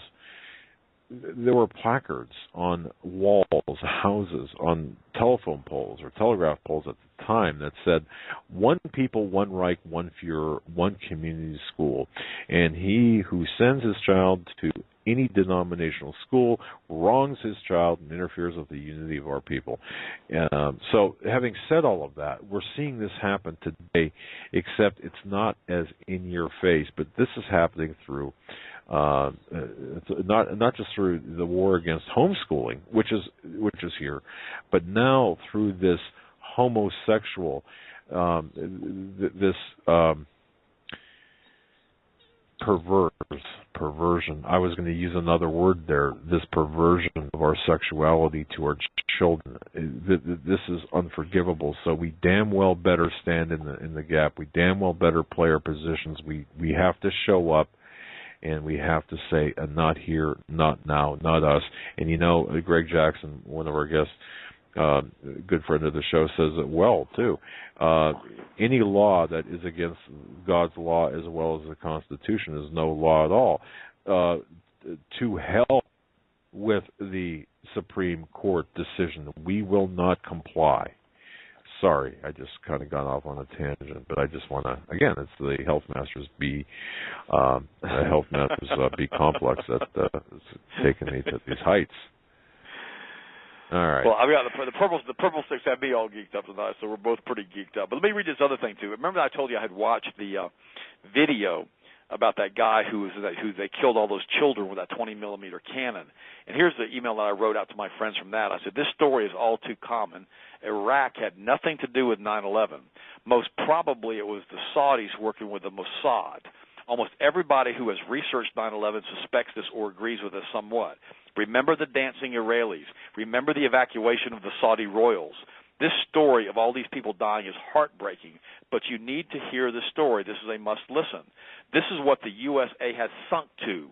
Our soldiers are being used as mercenaries for the Rothschild banks, the Vatican, and the Bank of England. This is nuts. Iraq had no weapons of mass destruction. They weren't involved in 9/11. What they had was an Iraqi government-run central bank and oil. The banksters couldn't enslave them, but they could kill them. Over 1 million dead with hundreds of thousands of women and children killed. And we wonder why they hate us. Are we collectively really that stupid? The answer is yes. Most Americans have become blithering idiots from the fluoride, the immunizations, the dumbed-down school system, the welfare state, and statin drugs. We have become a country of stupid sheep who are steeped in learned helplessness, normalcy bias, Stockholm syndrome.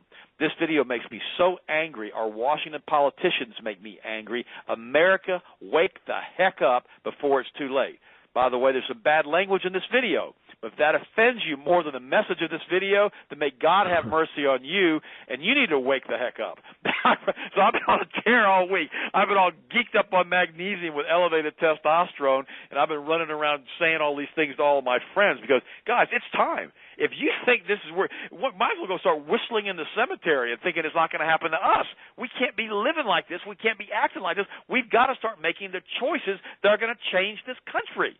Does that make sense to anybody listening besides me, Doug? I'm sure it does. And I just want to put this disclaimer in here, okay? I know, because inevitably the emails will come. Well, you're anti-Catholic. I'm tired of your Catholic bashing. You're talking about the criminal elements within the Vatican.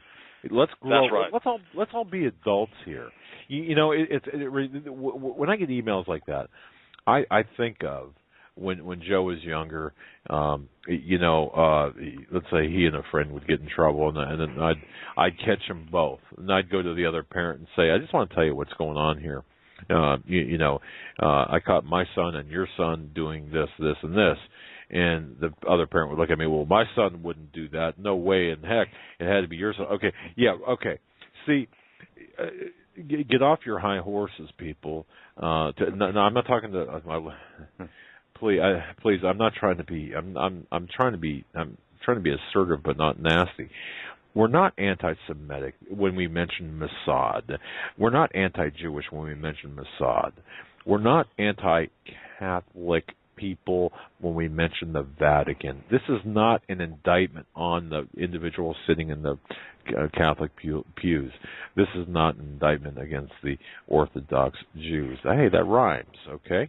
What we're saying, there's criminal elements within all organizations, even the United States.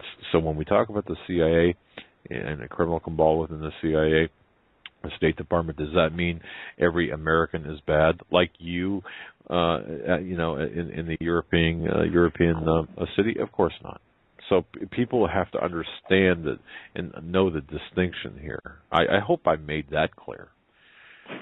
I feel exactly the same. It's like I told when Henry McCow was on with me, I told him, I said, it's not about the Jews, it's not about the Catholics, it's not about the Bank of England, it's about the criminal elements in all of these organizations, and it's about the Satanists that are in these organizations that are worshiping Lucifer, sacrificing human beings, including little children, and drinking their blood. They're the sickos, they're the ones that are doing this, they're the ones that are in charge. Everybody else involved in this, a lot of them at lower levels of management, have absolutely no idea what's going on because everything's encapsulated. Everything's they don't know what's going on because it's like the Manhattan Project. Nobody has any idea what anybody else is doing, and so all of a sudden it strikes everybody. Oh my gosh, these major organizations, like Lehman Brothers, all these people are having all of these problems. Merrill Lynch is having all of these problems. AIG is having all these problems. The lower level people in a lot of these organizations had no idea it was even going on, much less the stockholders and all of us who had money tied up in these organizations. We had no idea what was going on. They don't bother to tell us that kind of stuff, Doug. No, you're exactly right.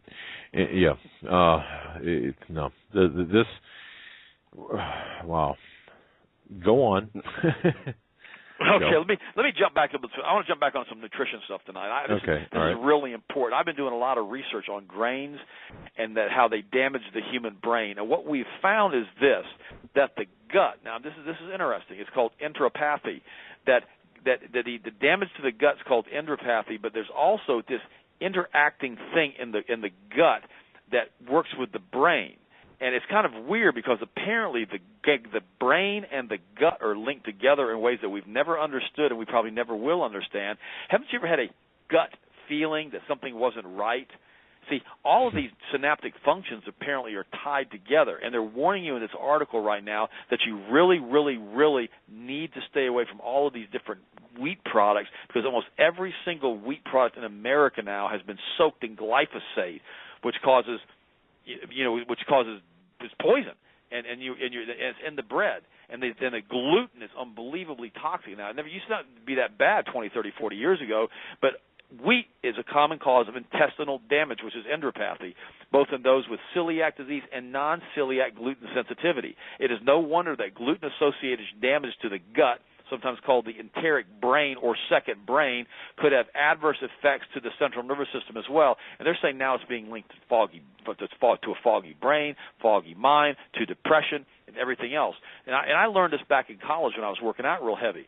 You can't eat bread and not gain body fat, especially if you're training hard with weights. Your body simply can't do it because it's too high glycemic and it affects you too much and it makes you very, very, very sluggish. So let's go to another story. I've got a whole bunch of news stories I want to go over with you guys real quick, if you don't mind. Before you transition to that, you're talking about grain because right. Our studio dog lady, I make sure she's got a grain-free diet. And I've got to tell you, she's almost 11 months old. I took her to the vet. The vet said, my goodness, what are you feeding her? Trying to do things right. And he said, she's in excellent health. I mean, her coat, her fur, her skin, her teeth, everything is grain-free. So define for the audience grain. I know this sounds pretty academic, but what do you mean by grain? It's primarily wheat products. I mean, it's primarily wheat with the gluten in it. I mean, that's why Sharon, the other day, she made my mother-in-law had her 80th birthday, and my mother-in-law, she runs around, walks the dog all the time. She's 80 years old. She works out in the yard. I mean, the lady's like a machine, right? And, I mean, she's been taking her supplements for 30 years. She feels absolutely amazing. She's on absolutely zero medications. I mean, no blood pressure medicine, nothing. I mean, she just feels great. Her blood pressure's perfect. Everything's perfect in her. And now she's soaking her feet in the magnesium. And she told me the other day, she goes, I don't know what's going on, but I'm feeling like I'm getting younger or something. I just don't even know what to say, how good I feel and how much energy I have. And I said, it's magnesium. I said, it shouldn't even be legal, this stuff. It kind of geeks you up. And I said, but we've also got her off the grain products because the grain really, really, really gives you brain fog. I know if I eat bread, number one, it's constipating as all get out to me. I don't even like it. And number two, if I start eating it on a regular basis, I end up getting unbelievably bad brain fog from it, and I gain weight from it because of the glycemic index. Remember, it also slows down what's called fecal transit time. It makes the food stay in your intestinal tract a lot longer. It can cause all types of problems with your intestines, with your small intestines, with your large intestines. It can cause all types of pockets to develop in your colon. So bread needs to be completely eliminated out of your diet. Today, my wife made that we had turkey, organic turkey stuff, that has no sodium nitrite in it. So, and then we wrapped it up into lettuce. She had a salad dressing she put on it with some organic cheese, and you eat it without bread. You eat it like a lettuce stick, so to speak. And it was one of the best lunches I've had in a long, long time. And I thought, man, I feel great. I feel absolutely wonderful. And then if I don't have time to eat something, I'll take a couple scoops of our chocolate protein, mix it in a little bit of water. I had that tonight too. That really geeks me up. So now I'm all geeked up on purple sticks and chocolate protein. And so that's what I do. We really practice what we preach around here. We really eat clean. I mean, we have chickens, for heaven's sakes. We have chickens. We have our own yard eggs. I mean, and we feed them organic feed because I don't know what I can get from because when the chickens say they say the eggs are organic in a health food store, you really don't know what they've been feeding them. But I know we feed our chickens. And the little wretched things, they keep flying out of the pen and digging up all the grass all over the yard. I'm like, whatever, man, who cares? I don't care. At least we know they're eating organic because we don't glyphosate the yard. And the thing about it is this. We've got to learn that all of us have to start making these choices. When you say, should I eat bread? Well, no. You can actually buy gluten-free bread now. You can actually buy, my wife made this gluten-free cupcakes for my mother-in-law's birthday. I couldn't even believe it. They were one of the best foods I've ever tasted. In fact, I'll tell you what I'll do. I'll have Sharon write the recipe down, and we'll post it online, gluten-free cupcakes, and we'll post it on healthmasters.com, guys, and all of your listeners can try these. And I tell you what, they were better than any store-bought cupcake I've ever had. They tasted unbelievable, and everybody wanted seconds. Now, a lot of gluten-free stuff, when you eat them, you go, gosh, that was really awful. I don't ever want to try that again. That was a really miserable experience. It tasted like sawdust. Okay, agreed, it does. A lot of them do. But these cupcakes rock the world, and we'll put that on Health Masters' website. And all you guys. What's gluten? I mean, what is gluten? Gluten is a component of the wheat molecule, the wheat kernel itself.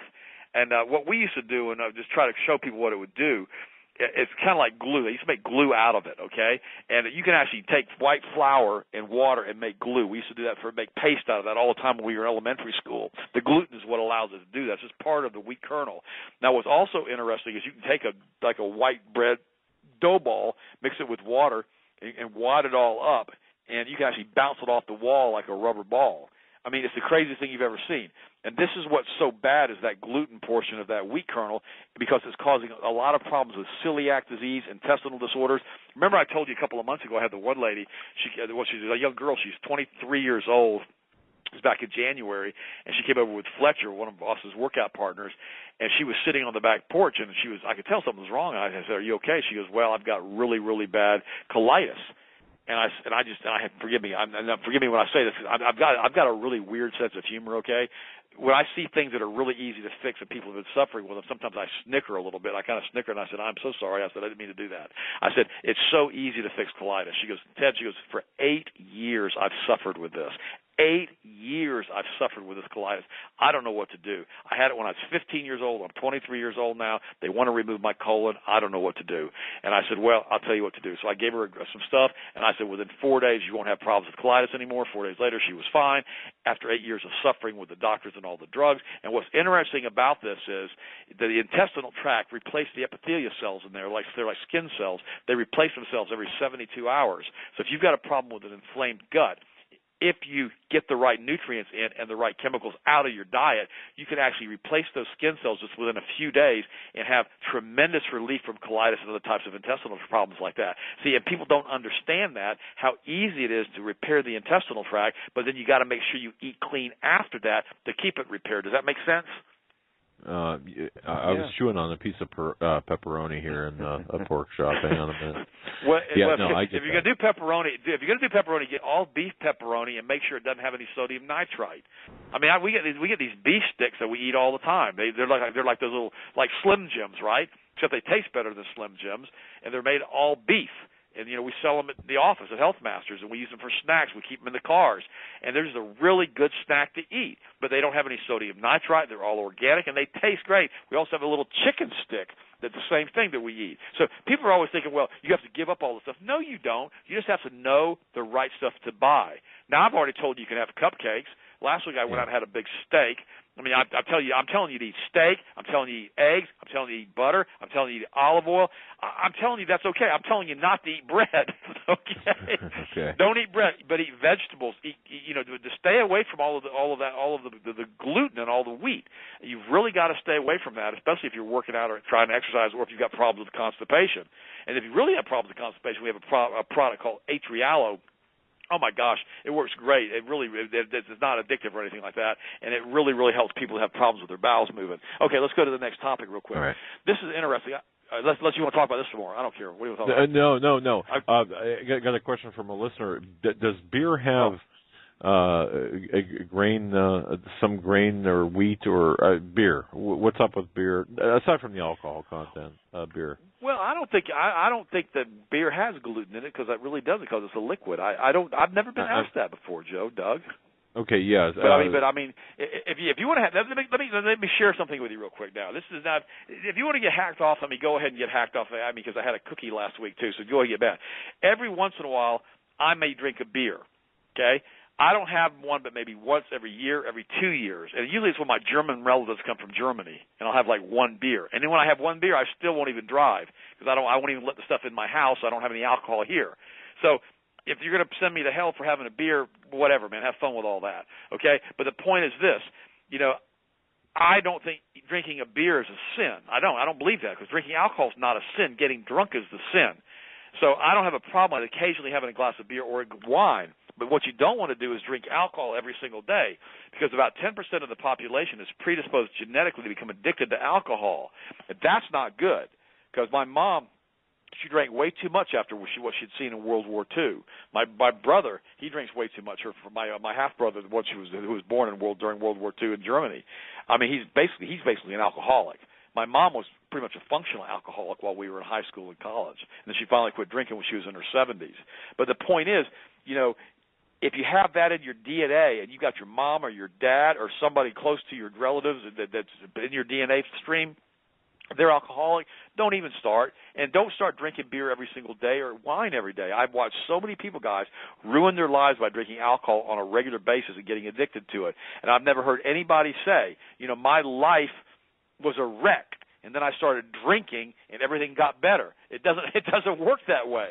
Okay, the drinking the alcohol makes it much, much, much worse, and you can't be allowing yourself to get addicted to stuff like that. But if you want an occasional beer, occasional glass of wine, whatever, who cares? I don't care. I'm not going to judge you. Just don't get drunk, because that's not healthy for you, because you start losing too many brain cells. Gotcha. And the question originated grain, beer gut. Is there a connection? Yeah. Now it does that because the alcohol and sugar are so close together, and beer is very high glycemic. It really spikes insulin, and just 1 ounce of alcohol a day will decrease your body's ability to produce an enzyme called lipase, which means like 1 beer or 1 glass of wine, probably half a glass of wine, will reduce the production of the enzyme lipase, which burns fat instead of stores fat, by almost 40%. So once you start drinking alcohol every single day, even just a glass a day of wine or 1 beer a day, you're going to massively decrease your body's ability to burn fat. You end up getting a beer gut. And so that's not okay. Okay. All right. Fair enough. And that's the dot connecting with regard to that. Go ahead and continue. Okay. The next one I wanted to say, this is a very interesting study that was done. It says the self-employed middle class hardly exists anymore, and it starts going into detail how the population of people who less than five. Let me read this to you. Doc statistics found that only 20%, 4.4 million of these quote no employee enterprises have receipts of $50,000 or more annually. The remaining 80% of these sole proprietors considerably earn less than that. 5.5 million bring in less than $5,000 a year annually. 3.8 million gross $5,000 to $10,000. I mean, the middle class guys, middle class companies and people, the plumbers and all these different types of guys who are trying to do this stuff self-employed, they're not making much money anymore. And so we have to realize that we've got to start supporting everybody around us. Remember what Henry Ford said when he started building the Model T Ford? He goes, I need to pay my workers enough money so they can buy my cars. See, that's the whole thing that we did, and that's how the whole country was built. We have to be able to support one another. And I said it earlier, I'm going to say it again. Support the sponsors of the Hagmann Show. If you need a mattress, get a mattress. You want salty snacks, get salty snacks. Call these guys up and support them, because the reality is this. We're all in this together, especially those of us in the Patriot community. Support us. Go to the Hagmann website, and he's got a button there, and I've done this before, and go and donate money to the Hagmanns. They need to have that done. They need to have you know that you're supporting them. Even if you give them $5, $10, $50, $100 a month, whatever you can afford, it changes everything. They've got a cost of operation in which they're trying to stay in business too. Just like Health Masters, we try to stay in business too. A lot of you are going out and you're buying your vitamins at Walmart, and I've already told you they don't work, and you're not going to get the kind of results that you get. And then, bless your heart, some of you try to call me up and say, I want to talk to you because I've heard you on Hagmann, but I'm buying Walmart vitamins, and my staff tells you, well, you need to go talk to Walmart about the vitamins you're buying there, because we don't support those vitamins because they don't work, and we don't want to be fussed at when we tell you how to take supplements. You take the Walmart supplements, they don't work, and you call us back. We've had people buy stuff from other companies before, Doug, and send it back to us for a refund. Now, I know that's not, I'm going to repeat that, okay? We've had them buy stuff from other companies and send it back to us for a refund, and we're like, what are you, smoking crack? I mean, what are you doing? Well, we heard you say to use these products. I never told you to use those products. They don't work. But see, that's the thing. That's why I won't even talk to people if they're not using supplements from us, because there's no point. If we tell you what to do and you don't listen, and you want to buy the stuff from Walmart or GNC out of China or whatever you want to do, that's your choice. But talk to the people at GNC, talk to the people at Walmart, and find out what to do. Talk to the pharmacies where you're buying the stuff from, and they'll tell you their products don't work. Well, they'll tell you because the studies show their products don't work, because they don't work. You can't use a synthetic product like that. Yeah, and I just want to just say this, okay? My wife is, when I first met my wife decades ago, okay, she was very heavy into the nutrition and took supplements every day, and continues to do so. And she's gone through, I don't know how many different brands, how many different companies. And I'm just going to be flat out honest with you and tell you that it was through our conversation not too long ago that she said, these are the best supplements I actually feel different in taking these supplements, and referencing Health Masters. So folks, it's not a sales pitch. We want you to feel better, because what's coming, you're going to have to endure, and it's awful hard to endure when you're feeling like you want to nap at 2:00 in the afternoon. Okay, so I'm just saying, it doesn't have to be a sales pitch. It's just a matter of fact, at least in our case. Yeah. So go ahead, sir. Yeah, it was so funny. I'm going to say this again. Yesterday I was in the gym doing the 30-pound dumbbells, like picking them up underhanded over my head back and forth so I could, next time I go out there, when I have a chance to shoot that 50 caliber Barrett, I want to have the ability to pick it up and shoulder fire it. And I was in there working out with Savannah. She looked at me, she goes, "Man, you're really working out hard, Dad." And I'm like, yeah, it's weird. I feel like I'm like 25 years old again. I said, I don't know what happened. The only thing I changed was some magnesium stuff, which is using over 350 biochemical reactions in the body. And I said, my brain is so clear, I don't even know what to do. I feel like I'm 18, 19, 20 years ago mentally as far as my brain ability. And I said, and my body feels like I'm back in my 20s again. I said, this is nuts that I'm almost 60 years old and I'm lifting this heavy weight again. And today I feel great. I'm a little bit sore from the workout, but I don't have any joint or pain whatsoever. And before, if I'd have done that, I'd be like, oh, my gosh, can I get out of bed today? My hips are going to be all twisted. I feel great. But let's go back to this. Head Bank of England says the world is facing a global economic disaster, the worst financial crisis in history. This is by Sir Mervyn King. He was speaking after the decision by the bank's Monetary Policy Committee to put $75 billion of newly created money into the economy in a desperate effort to stave off a new credit crisis and a new United Kingdom recession. I mean, this is just the stuff that's coming up right now. The 2008 was a joke, and it's going to get much, much worse. Here's a really good article that came from May 21st. I like this, too, by the way. I get this All News Pipeline. It's a free newsletter, one of the best ones I've ever gotten. They really have good stuff on it. And it has a whole thing on here, police militarization, preparation for economic collapse, food shortages, civil unrest, and martial law. You guys need to look this one up and pull it out. And they actually pull a newspaper. The reason I want to talk about this one tonight, this is from Lakeland, Florida. This is 10 miles from my house. And this newspaper, this liberal rag called the Lakeland Ledger, which is a horrible newspaper, I think, it's actually showing all of the police militarization of what's going on in the tanks and the MRAPs and all these different things that these police stations are bringing in, and they're militarizing the police and all the millions and millions and millions of dollars that are happening and all the money these different organizations and counties are getting from the federal government. Now, there's a reason they're doing that. There's a reason they're giving all this stuff away, and it's not because they like us, and that's a fact. Now, here's another article I want to do. James Rickards, he's the one who's been doing a lot of these videos that have been making around the country right now, and he says that we're getting really, really close to losing the reserve status, and he's expecting the gold to go to $10,000 an ounce. Now, I think that's going to happen. I just don't know when, because I think it's going to take some serious inflation for us to get the $10,000 an ounce gold. And what they're going to have to do, they're going to have to stop shorting it, doing the naked shorts on it. Because as long as they're doing naked shorts on the gold, it's never going to happen. We're never going to have the ability. These people need to be in jail, Ted.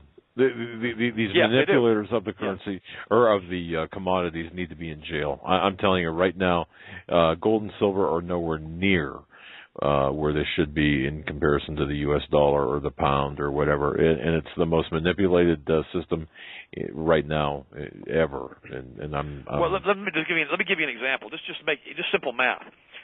In 2008, when the global crisis hit, and I talked to President Bush Jr. about this when I met him at Southeastern University a few years ago, and I've told you about that on the show before. I never talked to his dad about it back in the 90s. Tell us again. I like this story. I you like all my stories, all these guys. I mean, I back in the 90s, I was involved in the seminar circuit with the Success Series, and I was basically going into these towns, and I was one of the key speakers in all the big full-page newspaper ads, and I would go in and I would basically, be sharing the platform with President Bush, General Schwarzkopf, Zig Ziglar, Paul Harvey, and Larry King, those kind of guys. That's what we do. And I've spoken to groups as large as 40,000, and I've had dinner with President Bush, private dinner. 2 or 3 people with us, me and President Bush, talking to him about why he was eating soft-shell crabs and me telling him not to do it. And he was laughing because I was telling him not to eat soft-shell crabs. And so I'm here to tell you, I don't care if it's people that are listening tonight or the former president of the United States. The story that I tell you is still going to be the same when it comes to the health stuff, okay? Because shellfish can contain abnormally high levels of arsenic, lead, and mercury, and I told the same thing to President Bush that night. I was sitting, in fact, we were there that night. It was me, Sharon, President Bush, Tony Robbins, his ex-wife, and Peter Lowe. There were 6 of us at dinner that night, and we sat there for like 2 hours and had dinner with him. I've had dinner with Benjamin Netanyahu, multiple luncheons with Larry King, Colin Powell, all of these guys. I know them all. I've done 100 seminars with a bunch of those guys, and a lot of them were on the same circuits, and I've spoke to groups as large as 40,000. Now, if you go to the bodybyted.com website, you can see me with a bunch of those guys and the photos of me when I was about 20 years younger doing the seminars. But what happened is I retired out of that whole circuit back in 99, but I continued to do the radio and the TV, and I worked with a lot of the national TV evangelists and a lot of other TV and radio talk shows. I've been on thousands and thousands of radio and TV talk shows in the last 35 years. But I was having a dinner engagement at Southeastern University a few years ago, and this is, I think, 2011, I think, and President Bush Jr. was there, the dumb one. And of course, after the only one was pretty smart. And Prescott Bush, he was real smart. The granddaddy, he was the one who was in a league with all the Nazis. But I didn't know all that back then. But I was talking to President Bush, and we were, they were having photos taken with him and all that. And I told him, I said, I want to thank you. And he goes, for what? And I said, you increased the M1 money supply back in 2008, and by doing so, you averted a major international disaster with the entire banking system collapsing. He goes, well, thank you. You're welcome. And I said, because and we started talking about the M1 and all that kind of stuff. And so that's what we were talking about that night. But what happened is in 2008, the actual M1 money supply was about $800 to $900 billion. That was the total amount of money in circulation. Now, a lot more credit had been created because of what they do with the banks and how they create credit, but the actual money in circulation was less than $1 trillion. People don't realize that, Joe and Doug. It was less than $1 trillion, and gold was selling for what, $500 or $600 an ounce or whatever it was back then. And what's interesting about all of that is now they're saying they printed like $28 trillion in new money, $28 trillion. Well, that means the price of gold or this commodity or this asset should have gone up 28 times. So just to make it easy, if it was 600 times 30, it should be like $18,000 an ounce now, and it's not. And that's exactly what's happened. They short it constantly on the COMEX exchange. They're constantly selling these naked shorts, and they don't fill the metal. They won't fill the contract of metal. They fill it with fiat currency. So they keep the gold markets artificially deflated, and they keep the silver markets artificially deflated. Theodore Butler's written a whole bunch of really good articles on that, what's happened. James Willey's gone to a bunch of detail about what they've done with these markets and how they've manipulated them. And the problem is they can't keep doing that because now we're starting to have shortages of physical silver, because it's below production cost. And the sad part about this is, if they would just let it loose, it would go nuts for all the people that have invested in gold and silver. It would be just basically a godsend. But the problem with that, it would also show massive inflation almost immediately when the precious metal markets took off like that. And if we lose the reserve currency status of the dollar and the dollar starts to drop in value, then automatically the gold and silver are going to go back to where they need to be. So I say to everyone listening now, go buy a few silver coins. Go buy a little bit of gold. Silver's so cheap right now, $16, $17 an ounce, that you can buy it, and you can get a good value on it and get a tube of silver for $400. And so it's a good investment right now, and because it's being artificially manipulated downwards. So do that. Get yourself something that has what's called intrinsic value. Buy something that's going to have a value to it when this thing gets to reset, because it'll help to maintain the value of the dollars that you've got on your savings account. Now, I'm not saying to go out and just sell everything you own and go buy gold and silver. I would never tell you to do that. But hedge yourself against this. Hedge yourself against it, just in case that it drops down. Make it one of your core assets. And don't worry about what it costs today or what it costs tomorrow or what it sells for in a week. Make it one of those assets you just put in a safety deposit box or whatever and keep for the rest of your life and give it to your children and your children's children if you never have to use it. That's how I look at gold and silver, Joe and Doug. Right, and make sure you have physical possession of it. We're not talking about gold or silver contracts or having it stored in some vault overseas. I mean, this is just me talking now. Make sure you have physical, actual possession of it. You could touch it, you could use it, you could guard it with a gun, whatever. That's me, okay? It's not yours if you don't have it. Right, and to the people who are listening to this, and we have so many people who are who are of little means. We understand that. So we've done this as a family. You go through, pick out get a roll of get. Now this is getting harder to do, but go to the bank, take as much currency, or not currency, but the fiat notes as you have, and buy, exchange them for rolls of dimes and quarters, and go through them and pick out the silver, the pre-1964 silver coins or whatever. I mean, there are ways that you can do this on the cheap. So that's just want to mention that. With that, that's exactly right. But I think we had another break. I can't believe we did this hour. Wow, a couple minutes after the top of the hour, and we will take that break now, and come right back with our final hour with Dr. Ted Breuer. His website, healthmasters.com. Healthmasters.com. Go there, order his supplements. I'm telling you, last time I had a cold, those things helped tremendously.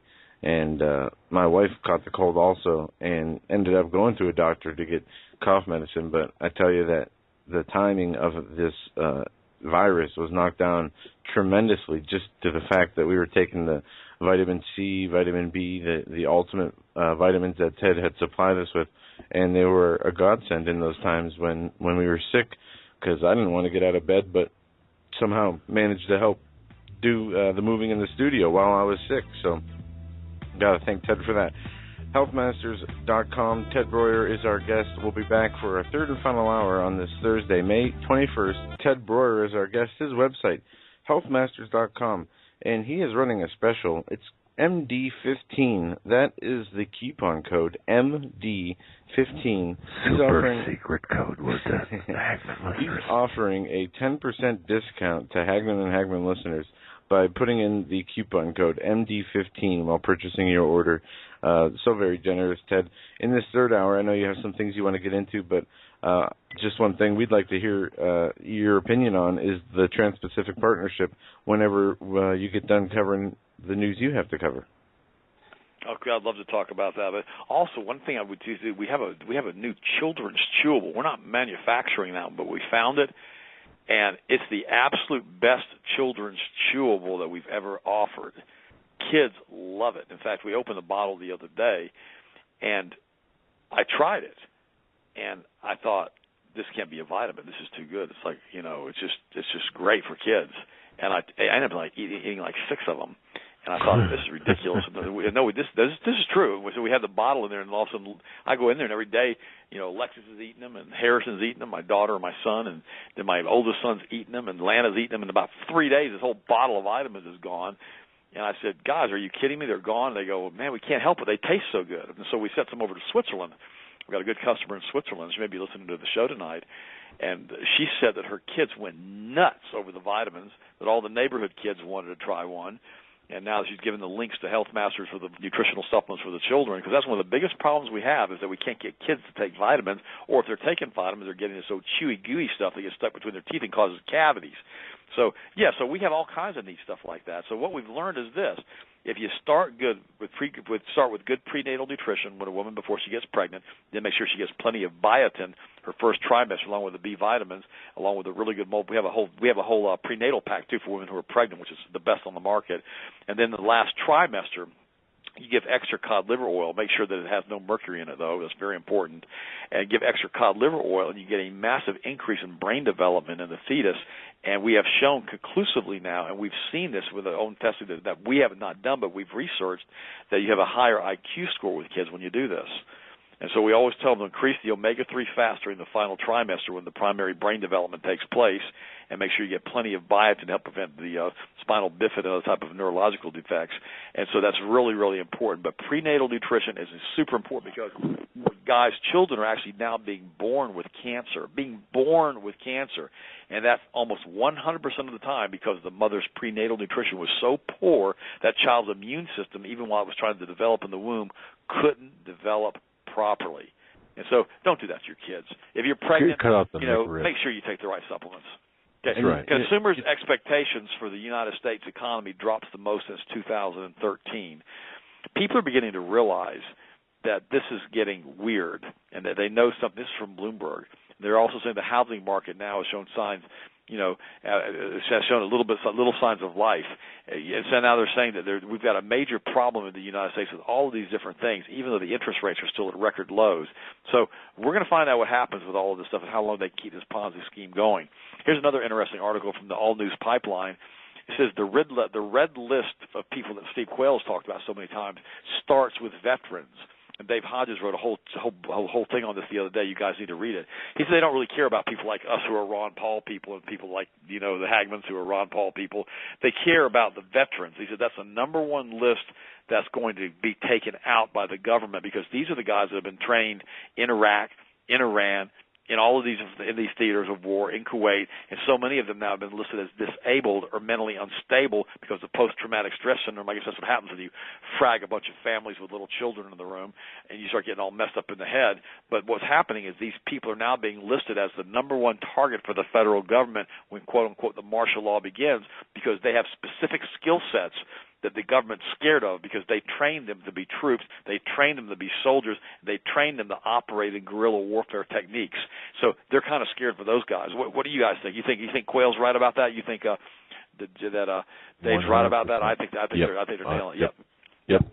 Because we've heard that same thing. We've heard it. Yes, and they're marginalizing the returning vets. Through they're pushing the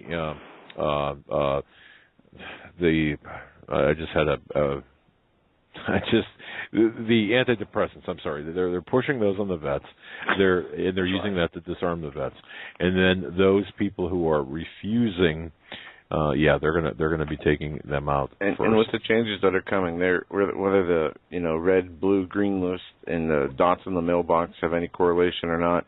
Regardless, the government does have lists of people who are their most, the targets that they view as the most threatening. Then they have the moderates. Then they have the, light targets. But yes, regardless of what color list they are, or if they're on the mailbox stickers or not, they have those lists and they have them ready and they add to them daily. Yep. Unbelievable. I've looked at my mailbox. I haven't seen anything, thank God. So we're good for that, I guess. But I guess it doesn't really matter. I'm on the Hagmann show, so I know who we are. But it doesn't matter. Here's how I look at the whole thing, guys. If you're going out anyhow, I'm 60 years old, right? In a few months. If I'm going to go out, I'd rather go out, doing what I love, doing what I know is right, than going out in a nursing home in 20 years from now, not able to control my bowels and not knowing who I was. That's how I look at all of this, okay? I'm kind of pragmatic about stuff like that because, I'd rather go ahead and die with my boots on if that's the way it's going to have to go than I would be to have to sit there and, in a nursing home, like I watched them destroy my mom's brain and her memory and everything else with all the psychotropic drugs they gave her and, thinking that all that was okay and it wasn't okay and I couldn't stop it because my sister had power of attorney over my mother's care. I didn't want to see that, but I couldn't help it. But I know one thing, I don't want to go there. That's the one thing I know for sure, and I think anybody listening doesn't want to go there. Now, here's some more interesting news from the health front. New studies are coming out all the time about prenatal ultrasounds are causing all kinds of neurological and childhood birth defects. Now, it increases the risks of autism and all kinds of other things, according to this big study that was done overseas. And it was saying that in the medical field, ultrasound has been used for many decades, and it's employed to generate echo images of the fetus.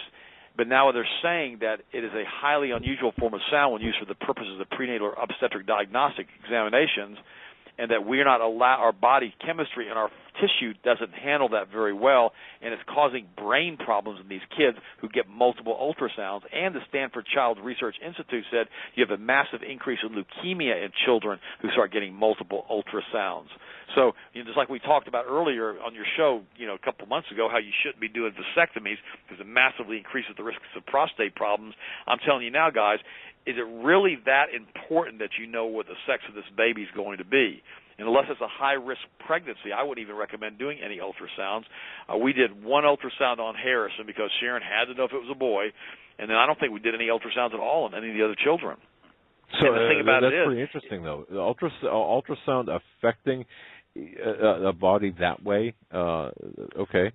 Well, it's kind of like a microwave. You know what I'm saying? I mean, it's just that if you look at it, it's kind of like that. It's not exactly like a microbe, but it's kind of like that.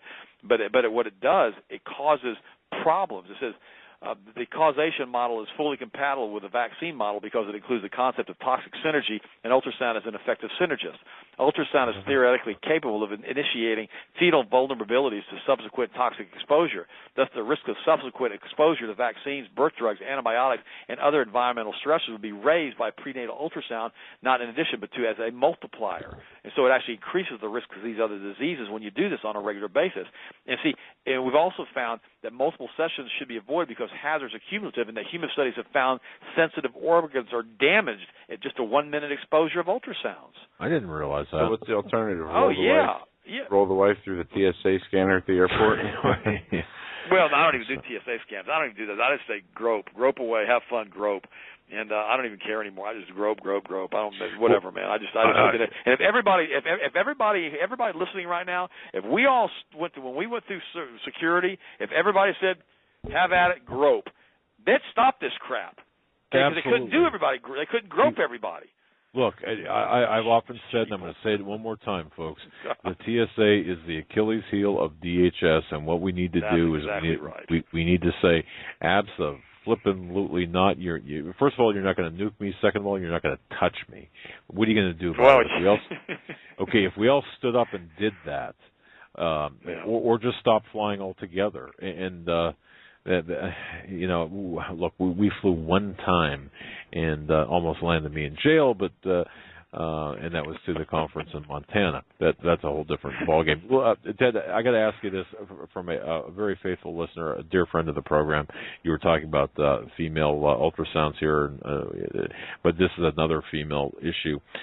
She really wants to know this, and I want to get her the answer to this, and perhaps other listeners might have the same issue. Females who are predisposed to cysts, whether in their breasts or in their female organs. Anything, what do you recommend? Yeah, the best thing, there's a compound, one of the biggest problems with cysts in women is a compound called the methylxanthine.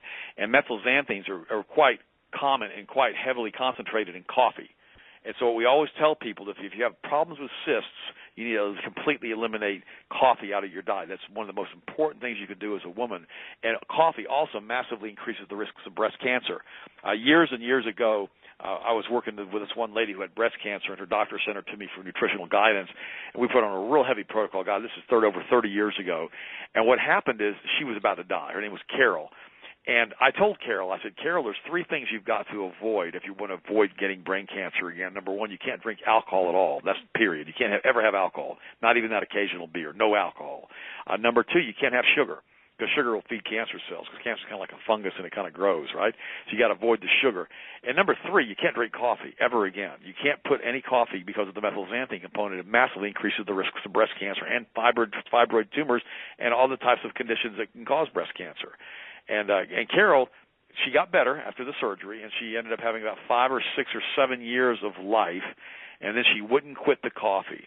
And I kept pleading with her, please stop drinking the coffee. She wouldn't do it because she loved coffee, because coffee is very addictive. I mean, I used to drink 18 cups a day when I was in graduate school at Florida State. Now I just do Purple Sticks, and Purple Sticks don't give me all that weirdo cortisol mess that makes me all stressed out and makes me all irritable and angry. When I drink a cup of coffee, I get real edgy because of the cortisol. And what ended up happening to Carol, she ended up going down to came back with cancer again, and she went down to a clinic down in Mexico. And by this time, she was like stage 4, and she was about to die.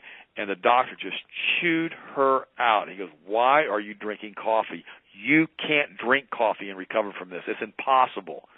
And I remember a few years later, after Carol died, she sent me a really nice letter, though. She was one of the only people that ever did that. She sent me about a 3-page handwritten letter and just profusely thanked me that I kept her alive long enough that she was able to see all of her children graduate from college and all of them get married, and that she didn't know how to thank me for that. Well, just a class act. Her name was Carol Blamick. Class act. One of the finest women I've ever known.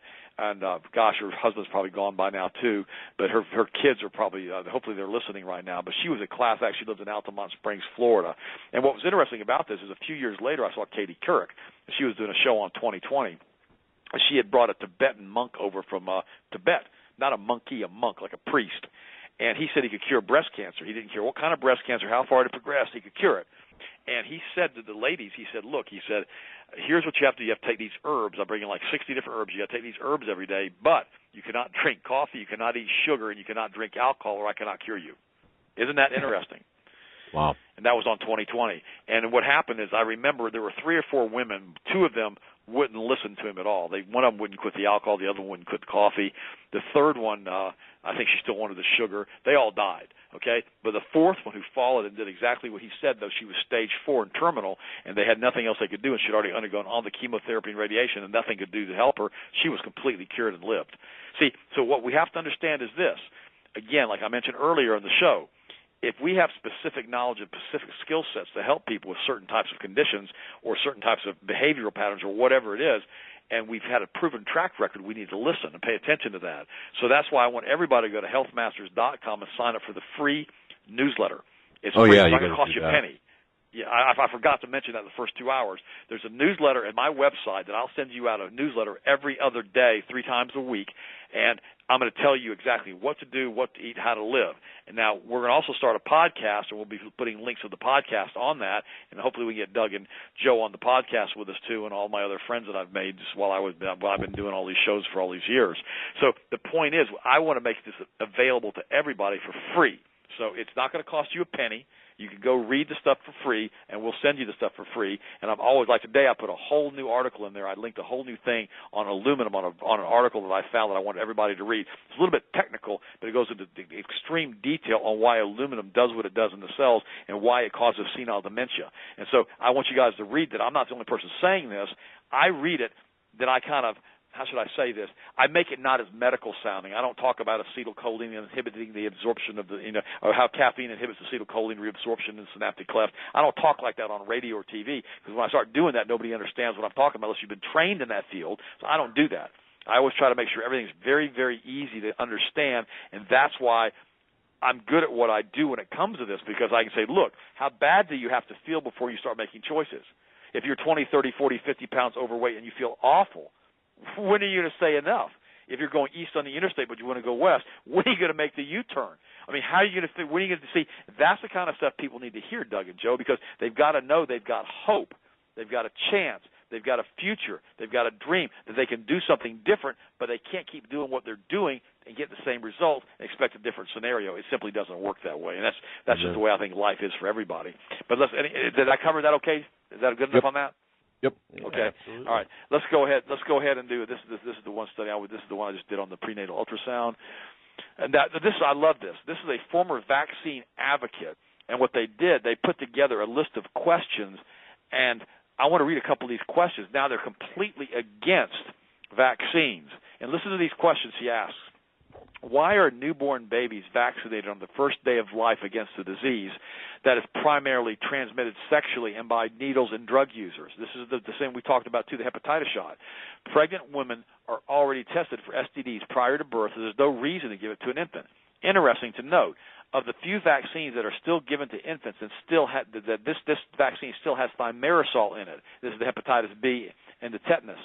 And what's funny about this is the flu shot also has, and it's given to pregnant women, has mercury in it, and thimerosal in it, and aluminum in it. Now, question number 2, why are babies given vaccines to produce antibodies when they do not produce antibodies until after the age of 3 to 6 months? Some doctors say up to 12 months. That they get the required antibodies from the breastfeeding. I mean, so there's no reason to even vaccinate them. What it's used for, Joe and Doug, they give you these vaccines at the age of 3 and 6 months because they want to get you in the habit of taking them to the pediatrician, even though the pediatrician knows these vaccines are completely useless at that age. Useless. And they know that. But they want to get you in the habit of going back and forth to the pediatrician every 3 to 4 months. Number 3, why does the government tell patients to delay breastfeeding and get more vaccines when breastfeeding babies produce higher levels of antibodies? Okay, number 4, why aren't vaccine manufacturers held responsible when their product injures your child?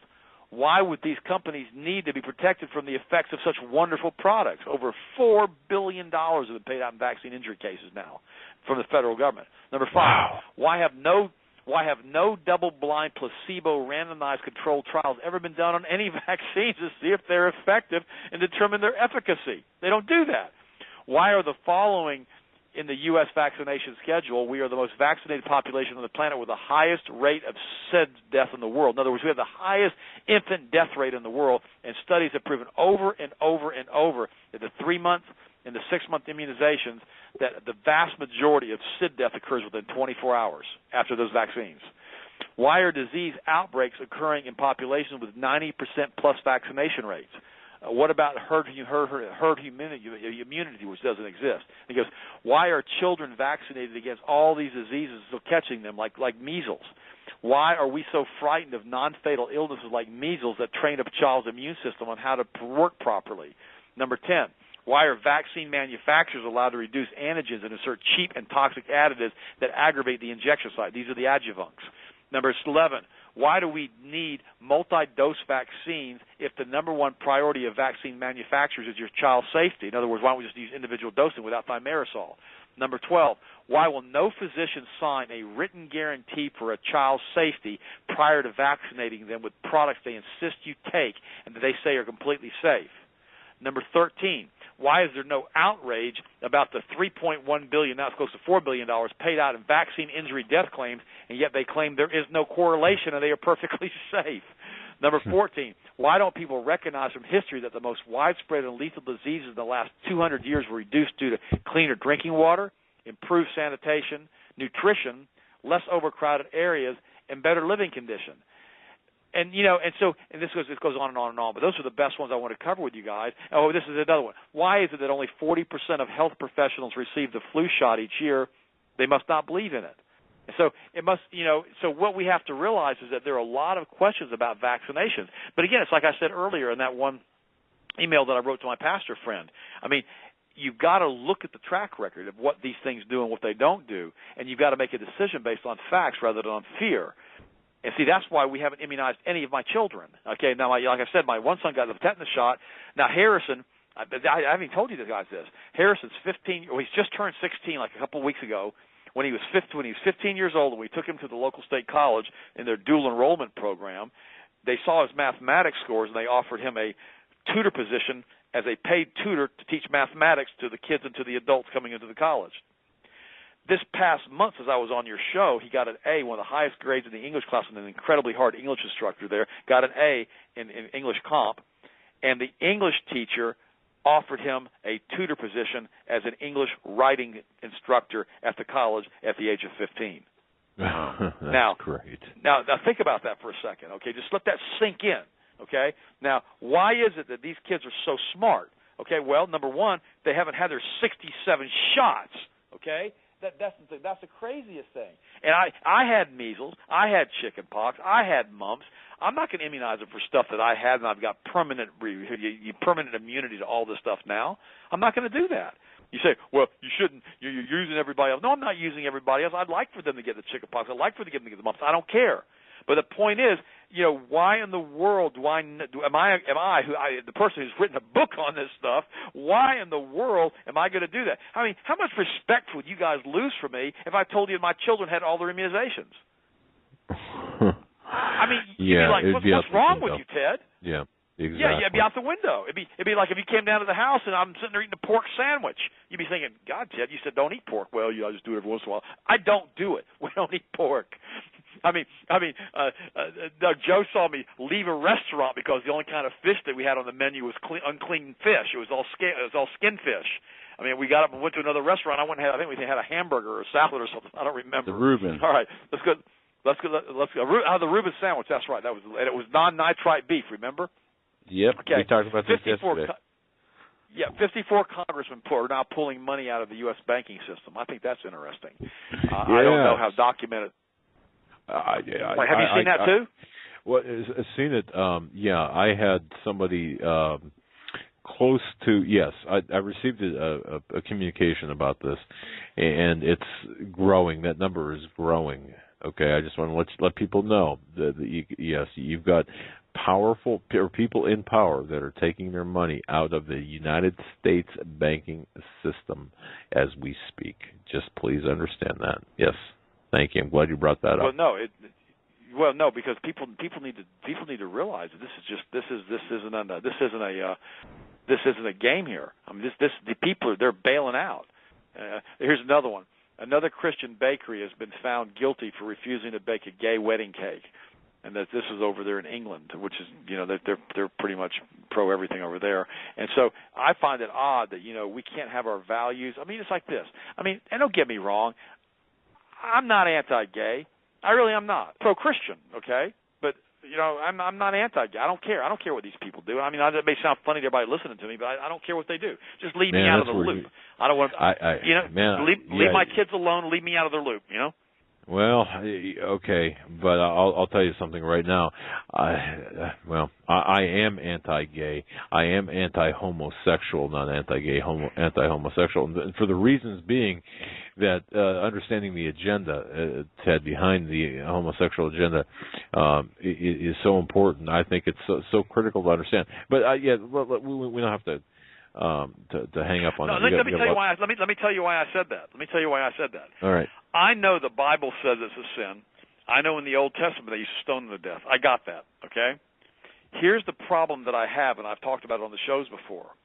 When these little boys are chemically castrated in utero by exogenous estrogens, and they become right brain, and they had no input in it whatsoever, and they were born that way because they were given chemicals during their birth cycle, and some mothers do it on purpose, okay? We have to deal with that a little differently as Christians, okay? I feel sorry for them. I really, really do. I really feel bad for these guys that were chemically castrated in utero, and nobody asked them if they wanted to have this problem or this issue or this defect that happened to them. Last week I had a guy call me up. I've had it happen twice now. They've heard me on your show both times. And they wanted to know, because they have boys that are transgender who want to have that. And I talked about the beginning of the show tonight. And I talked to this guy, and he was in tears. And I said to him, I talked to him last week. In fact, he called the office. I was in the office. I'm not in there very often. And Austin was talking to him, and I recognized him from an email that he had sent from the Hagmann show. And I told Austin, I said, transfer him back to this back extension. I want to talk to him. I sat and I talked for about 30 minutes. And the guy's devastated. He doesn't know what to do. He has a 26-year-old son who's going to basically be a transsexual like Bruce Jenner wants to be, I guess. And the kid was raised on soy. The mother used soy. Everybody used soy. And the sad part about this is that boy didn't have a choice. That's the problem I have as a biochemist, Doug.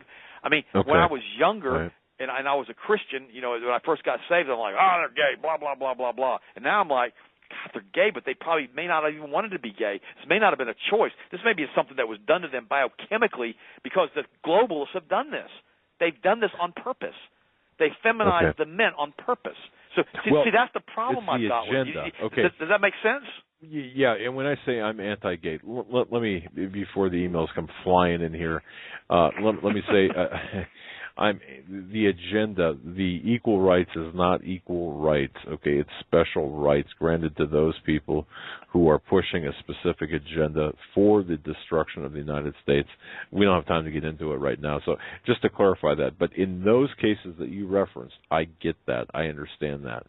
It's not something, I mean, it would be like me cutting or somebody cutting someone's hands off and being anti-prosthetic in a sense, through no fault of the person without the hands. That's maybe right. A bad analogy, but I get that. Okay, all right. But see, back in college, before I got saved, I was anti-gay. I was real anti-gay, and then I became a Christian, and I got really anti-gay. Okay, I just had, because what happened is I had a pedophile mess with me when I was 14 years old. He's an older guy. His name was Fred Sickle, long dead. Okay. He lived in one of the cottages behind our house. We owned a fish camp, and this guy grabbed me by the leg one day. I was at the movies with him. I didn't know he was a pedophile, and he put his hands on me. Well, I about knocked him out. I mean, I told him, I said, "You put your hand on me again, you're gonna be unconscious." Okay, so it offended me. Okay, because I don't like stuff like that, and I was shocked by it. Now I tell you these crazy stories of my childhood, and that's why I was so adamant against these guys. And then I saw some of the other guys that were living in the cottages who were openly gay, but they left me out of their loop. And I'm like, whatever, guys. But this is back, we're talking 40, 50 years ago now, when these guys weren't militant, they weren't marching, and they weren't beating up straight people trying to force their agenda. Okay? The problem I've got is the militancy. Okay? They're militant now. They want special rights. I don't agree with that. I don't agree with that at all. I think that's wrong. I think that's totally wrong. That's like saying pedophiles should have special rights, or or people who want to have sex with animals should have special rights. I don't think any of those people should have special rights.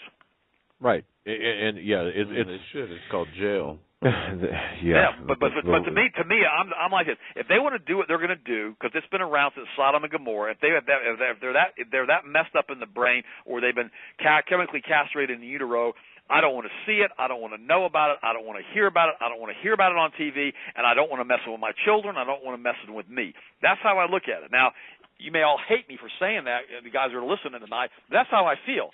Because if they're going to keep it in the closet like they used to when I was a kid being raised and I just have to deal with all this stuff, that's their choice. We're not going to stop it. We can't legislate morality. But what I don't want them to do is try to force me to believe what they believe, or try to force themselves to get special rights to do what they want to do and go sodomize each other. That's not something that I'm even interested in and being involved with. I don't even want to be around these people. They don't even register on my radar. But the point is this. I don't want to be forced into legislation for me and my family, making them have a special right. I don't see any sense in that either, guys.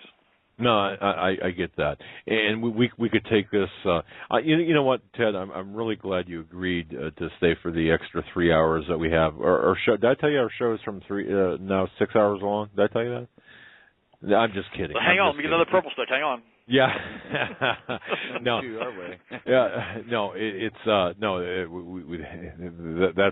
That we could do an entire program on that. But please, by all means, continue. You have 15 minutes. But no, but anyhow, that's my little kick and pray. And I'm gonna tell you something else. This is probably gonna really piss everybody off who's listening. But I'm gonna tell you this.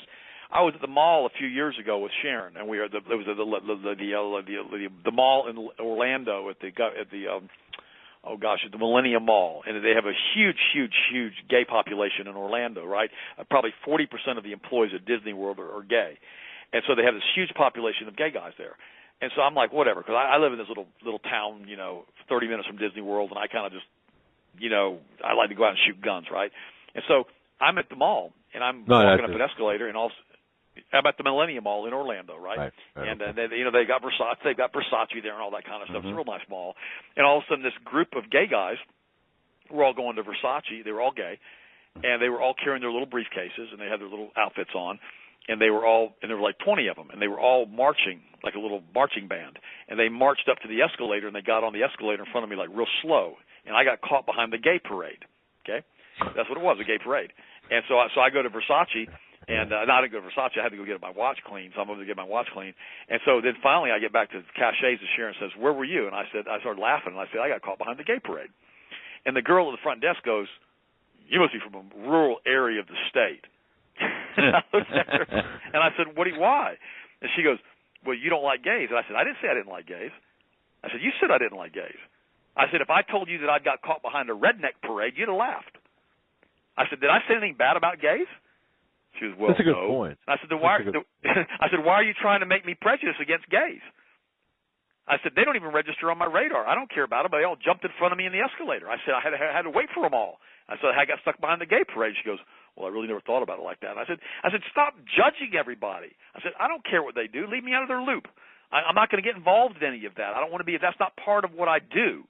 And so then finally the girl said, "Well, yeah, I guess you're right." I said, "Well, yeah." I said, "You're categorizing me. You're pigeonholing me because I said gay parade instead of redneck parade." I said, you can't do that. You can't act like that. You can't live like that. We can't judge one another like that." Here's how I look at it. A lot of the gay guys that I've known over the years, that I've known whatever, who are working in malls or whatever, and you get to know them, you start talking to them, they end up in a situation where they don't want to be in an environment where a lot of them are in. They don't want to be in it, okay? And they're not happy people. A lot of them are really, really tormented. I feel sorry for them, okay, as long as they don't start getting militant on me. Years before that, I remember one time I was at I can't believe I'm telling you all these stories. I was at a mall in Houston, and it was a Versace shop, and Sharon was trying on some pants, which I'd never buy because they're way too expensive. And we walk into the second room, and there's a guy kissing another guy on a poster on the wall. It's like 15 years ago, right? And so I called the manager out, and I said, I had my little 8-year-old boy with me. And I said, "Guys," I said, "I don't want to just be a little girly boy here or whatever, but I don't like this. I said, I don't like this at all. I said, I've got my son in here. He's been exposed to this. It's like pornography on the wall. And I said, I don't like that. I said, you should put a sign on the door and warn people about this. And this guy got into this, oh, God, he got into a shouting match with the manager. But I tell you what, though, because I said something, the next time I went out, then I called up the general manager at the mall. And I said, look, guys, if you're going to put that stuff on the wall, warn people before they walk in with little children. It's too difficult to explain. But I'll give them credit. The next time I went to that mall, that place, that shop was still there, but those posters were down. See, if we all do stuff like that and we vote with our dollars and we don't like stuff, just don't buy anything there. But the point is this: we can't be getting mad at guys that are gay if they were chemically castrated in utero and they had no choice on the matter. I mean, we can't support the militancy if they're trying to force their agenda on us because we're straight, and now they're trying to force extra rights or special rights on themselves. And if this makes everybody listening to the show tonight really angry at me, I can't help that. That's how I feel about this, because it just is what it is. I mean, I think they got enough problems on their own without me having to dump more stuff on them. Okay, Alex Jones had talked about this, the plastic, the compound in plastic. That's right. Okay, what is that? BPA, bisphenol A. That's right.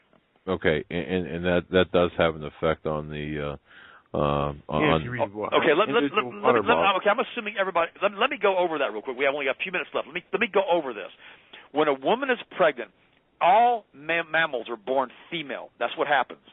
The clitoris turns into a penis. The ovaries turn into testicles. What happens is when they're born female. And the reason that the cellular differentiation occurs in the first trimester, I learned this with Dr. Weiss at Florida State University in the fall semester of 1975. What happens is when the little boy is in that mother, that Y chromosome triggers her through her adrenal glands and her ovaries to start producing testosterone. This testosterone causes what's called secondary sex characteristics. What happens is the little girl in that womb then shifts to a left brain, which is the little boy brain. The clitoris turns into a penis. The ovaries turn into the testicles.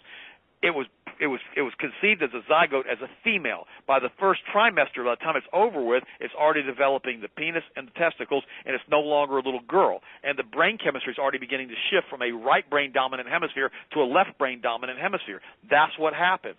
When a woman is infused with exogenous estrogens, such as BPA, soy protein, pesticides, plastics, all this different stuff that's in the environment, if she's taking different drugs that can cause increase in estrogen and decrease in testosterone, any of that stuff, what happens is the secondary sex characteristics don't develop. The boy is born with a tiny, tiny little penis.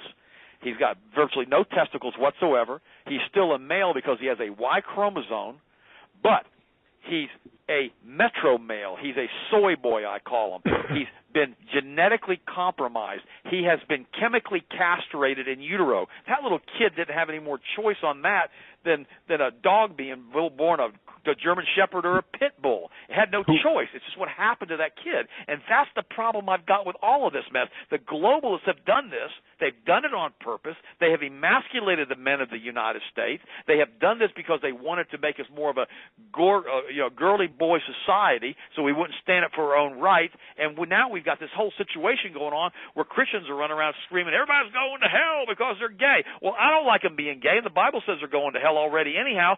Telling them that and jumping all over them, we need to pray for them. We need to have ask for God's mercy on them. We need to try to get them additional hormonal therapy to try to get their body chemistry straight and try to help them. That's how I look at all of this stuff, guys. But that's remember, I'm a biochemist. I have to look at it from that. Yeah, okay, but there is genetic modification at the DNA level taking place. That's right. They were chemically castrated in utero. That's what happens to them. Okay, a lot of them, yeah. Okay, and that's. Think about it. If you were born that way, if you were a little boy, and all of a sudden, you got a right brain, so you want to go shopping and wear girls' pants and go, whatever, and you didn't ask to be that way. We have to have mercy for these people. We have to have love for these people. We have to have prayer for these people. We've got to try to show them the right way. They don't have to go into that homosexual lifestyle if they don't want to. A lot of the metro boys are not homosexual. They're just confused. They have gender confusion. And of course, the school systems are now, like, that's why I started off with that thing with Bruce Jenner at the beginning of the show. Now that he's coming out and saying, I want to be, I want to be genetic, I want to go, be a transgender. That's the next step with all of this stuff. And then remember what he said. He said, I'm not attracted to men. I've never been attracted to men. I just want to be a transgender. What the heck is that supposed to mean? That's how confused Bruce Jenner is. Next question. That confuses the heck out of me. So Bruce Jenner's saying I'm not homosexual. I'm a transgender. I mean, so we got to deal with this as Christians, and we can't just pretend like it's not happening. This has been forced upon us. It's been done on purpose to us, Doug and Joe. It's been done to the whole society of the United States. I don't like it any more than anybody else likes it, okay? But the point is we got to look at it from a biochemical standpoint that the globalists have done this. They have done this to us on purpose. That's so if my you want to get mad at anybody, get mad at the globalists for doing this to these guys. I feel sorry for these guys because, again, they don't necessarily have to be gay. They're just confused. They've got gender confusion. Gotcha. And I'm not going to be crude here, but if you've got a tiny, tiny appendage because this happened to you, and some girl makes fun of you, my gosh, it just messes your whole brain up. It messes up your whole psyche. And the whole thing about this is they never asked for this, guys. It was forced on them. They were chemically castrated in utero. They didn't ask to have that happen to them, so we have to have compassion for them, and we have to understand that, hormonal therapy, psychological therapy, all of these things can happen and help them. That's why a lot of times these guys are born and they can't tell if they're male or female because they don't have proper sexual differentiation of their organs. The doctors look down and they go, God, I don't know if this is a boy or girl. And that's what happens with a lot of these kids. They had a big story on that a few years ago on Dateline, NBC, or whatever those things. That little boy was born a little boy, and the doctor, everything was so messed up down there. The doctor said, "Well, we're not going to make him a little boy. We're going to make him a little girl." He started whacking away, and they turned the little boy with XY chromosome into a little girl, and all of a sudden he wants to play with trucks and all this other kind of stuff because he wasn't that messed up yet. And he resented that the rest of his life because they decided for him that he was going to be a little girl, and he was a little boy. He didn't want to be a little girl. See, we've got to understand because of the chemicals and the poison they're putting into the food supply, we are screwing up the whole species. This is exactly what happened in Genesis chapter 6 with all the genetic modification that happened with the Nephilim and all of the stuff they were doing from a DNA standpoint. They knew what they did last time. They're doing it to us again. They're trying to destroy God's creation. They want to do everything they possibly can to do everything they can to all of us to destroy every one of us. And that includes chemical castration in utero. And see, that's the guys that are doing this. And I just feel sorry for the guys that it happened to. I really do. All right, perfect. Ted, we got to pick your brain on the Trans-Pacific Partnership. Did we do that yet, Joe? No. I think the fact that this thing is secret, and that nobody's allowed to see it, reeks to me. There is absolutely no way that Congress should allow this thing to go. They shouldn't be signing this stuff. They shouldn't be doing any of this. Remember, NAFTA and Ross Perot say there's going to be a giant sucking sound of all these jobs going to Mexico, and he was absolutely right. This is going to be the worst thing the United States ever did, plus they're going to be bringing in all that Chinese food. Remember, they've had multiple food scandals over there in which they've put melamine, which is like a chemical, into their product to increase the protein content on testing when it's brought over to the United States, especially in milk and in baby food. And they were poisoning kids like crazy in China with this. And this is the kind of stuff they're going to be bringing in. This is why I warn people not to be using China vitamins and China food and China this and China that. Chemicals in China are not regulated like they are in the United States, but now all of these pesticides and all these things are going to be shipped over here, and we're going to be forced to eat this stuff because it's going to be law, and we're going to do it. Plus, remember, China owes so much of our national debt anyhow with trillions of dollars that, they've got a big stake in the United States regardless. And so that whole thing's not over with yet. The Rothschild banking cartel that is running the entire planet, these Luciferians that are doing this and castrating these little boys and all this other kind of stuff in utero and doing all of this stuff to these international banks and what they've done with the euro and the Germans and the French and the English and all the stuff that they've done, and they don't care. They don't care about you, Doug. They don't care about you, Joe. They don't care about me. They don't care about your family or my family. All they care about is money. All they care about is greed. All they care about is destroying God's creation. That's it. They're the Franken-Sabbatans, and there's bad news. They're a bunch of Satan boys and Luciferians that are doing all of this stuff. And that's the sad part about all of this, is that we see what's going on, we know what's going on, but the vast majority of the population in the United States has absolutely no idea of what we're talking about. They don't even know what a central bank is. They don't even know what the Rothschild cartel is. They don't know anything about what happened in 1913 with that blithering idiot Woodrow Wilson and Colonel House, who was running the show, and all the bribery they were doing against it. And everybody knows now that Wilson was a philanderer and that he was running around on his wife constantly, and they were blackmailing him, and that's how they got the stuff passed. And on his deathbed, he even said, "I've destroyed my own country. I've unwittingly done this." And he knew before he died what he had done. And by 1929, it took 16 years for them to inflate the money supply, contract the M1 money supply, call in all the loans, crap out, cause all the banks to go bankrupt, so many of the smaller banks all over the United States, and foreclose on everybody's farms and homes all over the United States. I mean, that's what they did. They did the same thing in Germany, and that's why Hitler hated them so bad. And then they did the same thing in the United States. That's why Henry Ford hated them so bad. And the thing that nobody gets is the fact that this is happening again. Now they've inflated the M1. They've massively increased it. They've stayed in front of the inflation curve. And this time they were even more diabolical with it. They shorted silver and shorted gold to show the inflation figures down low. And now what they've done is they've gone in and bought up all the blue chip stocks again, just like they did in the Weimar Republic. And now they own everything in the United States again, like they did in Germany. That's why Hitler nationalized all of those industries in Germany, to get rid of these guys and then say, hey, wait a minute, you can't do this. And the entire European banking community was tossed out. Hitler started printing his own money debt-free, and then it took the entire planet with the Rothschild-controlled other countries to come back in and get the control of the Rothschild banking empire back into Europe. And see, that's the craziest thing. We've got to do the same thing. We've got to throw these guys out. We've got to nationalize the banking system. We've got to completely discharge all the debts of this fiat currency from the Rothschild banking system. We have to disassociate and decouple ourselves from this $2.0 quadrillion in derivatives that we've been signed on to, and we've got to say, no, we're not going to pay it. It's not even legal tender. You guys did this against the will of the American people. We're not going to do it. So the Trans-Pacific Partnership is just more Rothschild nonsense. And unless we talk about what's going on with these guys, we're never going to change it. We've got to do what Ron Paul said. We've got to restore sound money to the United States. And that's what we've got to do with all of this stuff. My brother, we got 60 seconds of the program left. Can you believe it? Man. Okay, 60 seconds, my brother.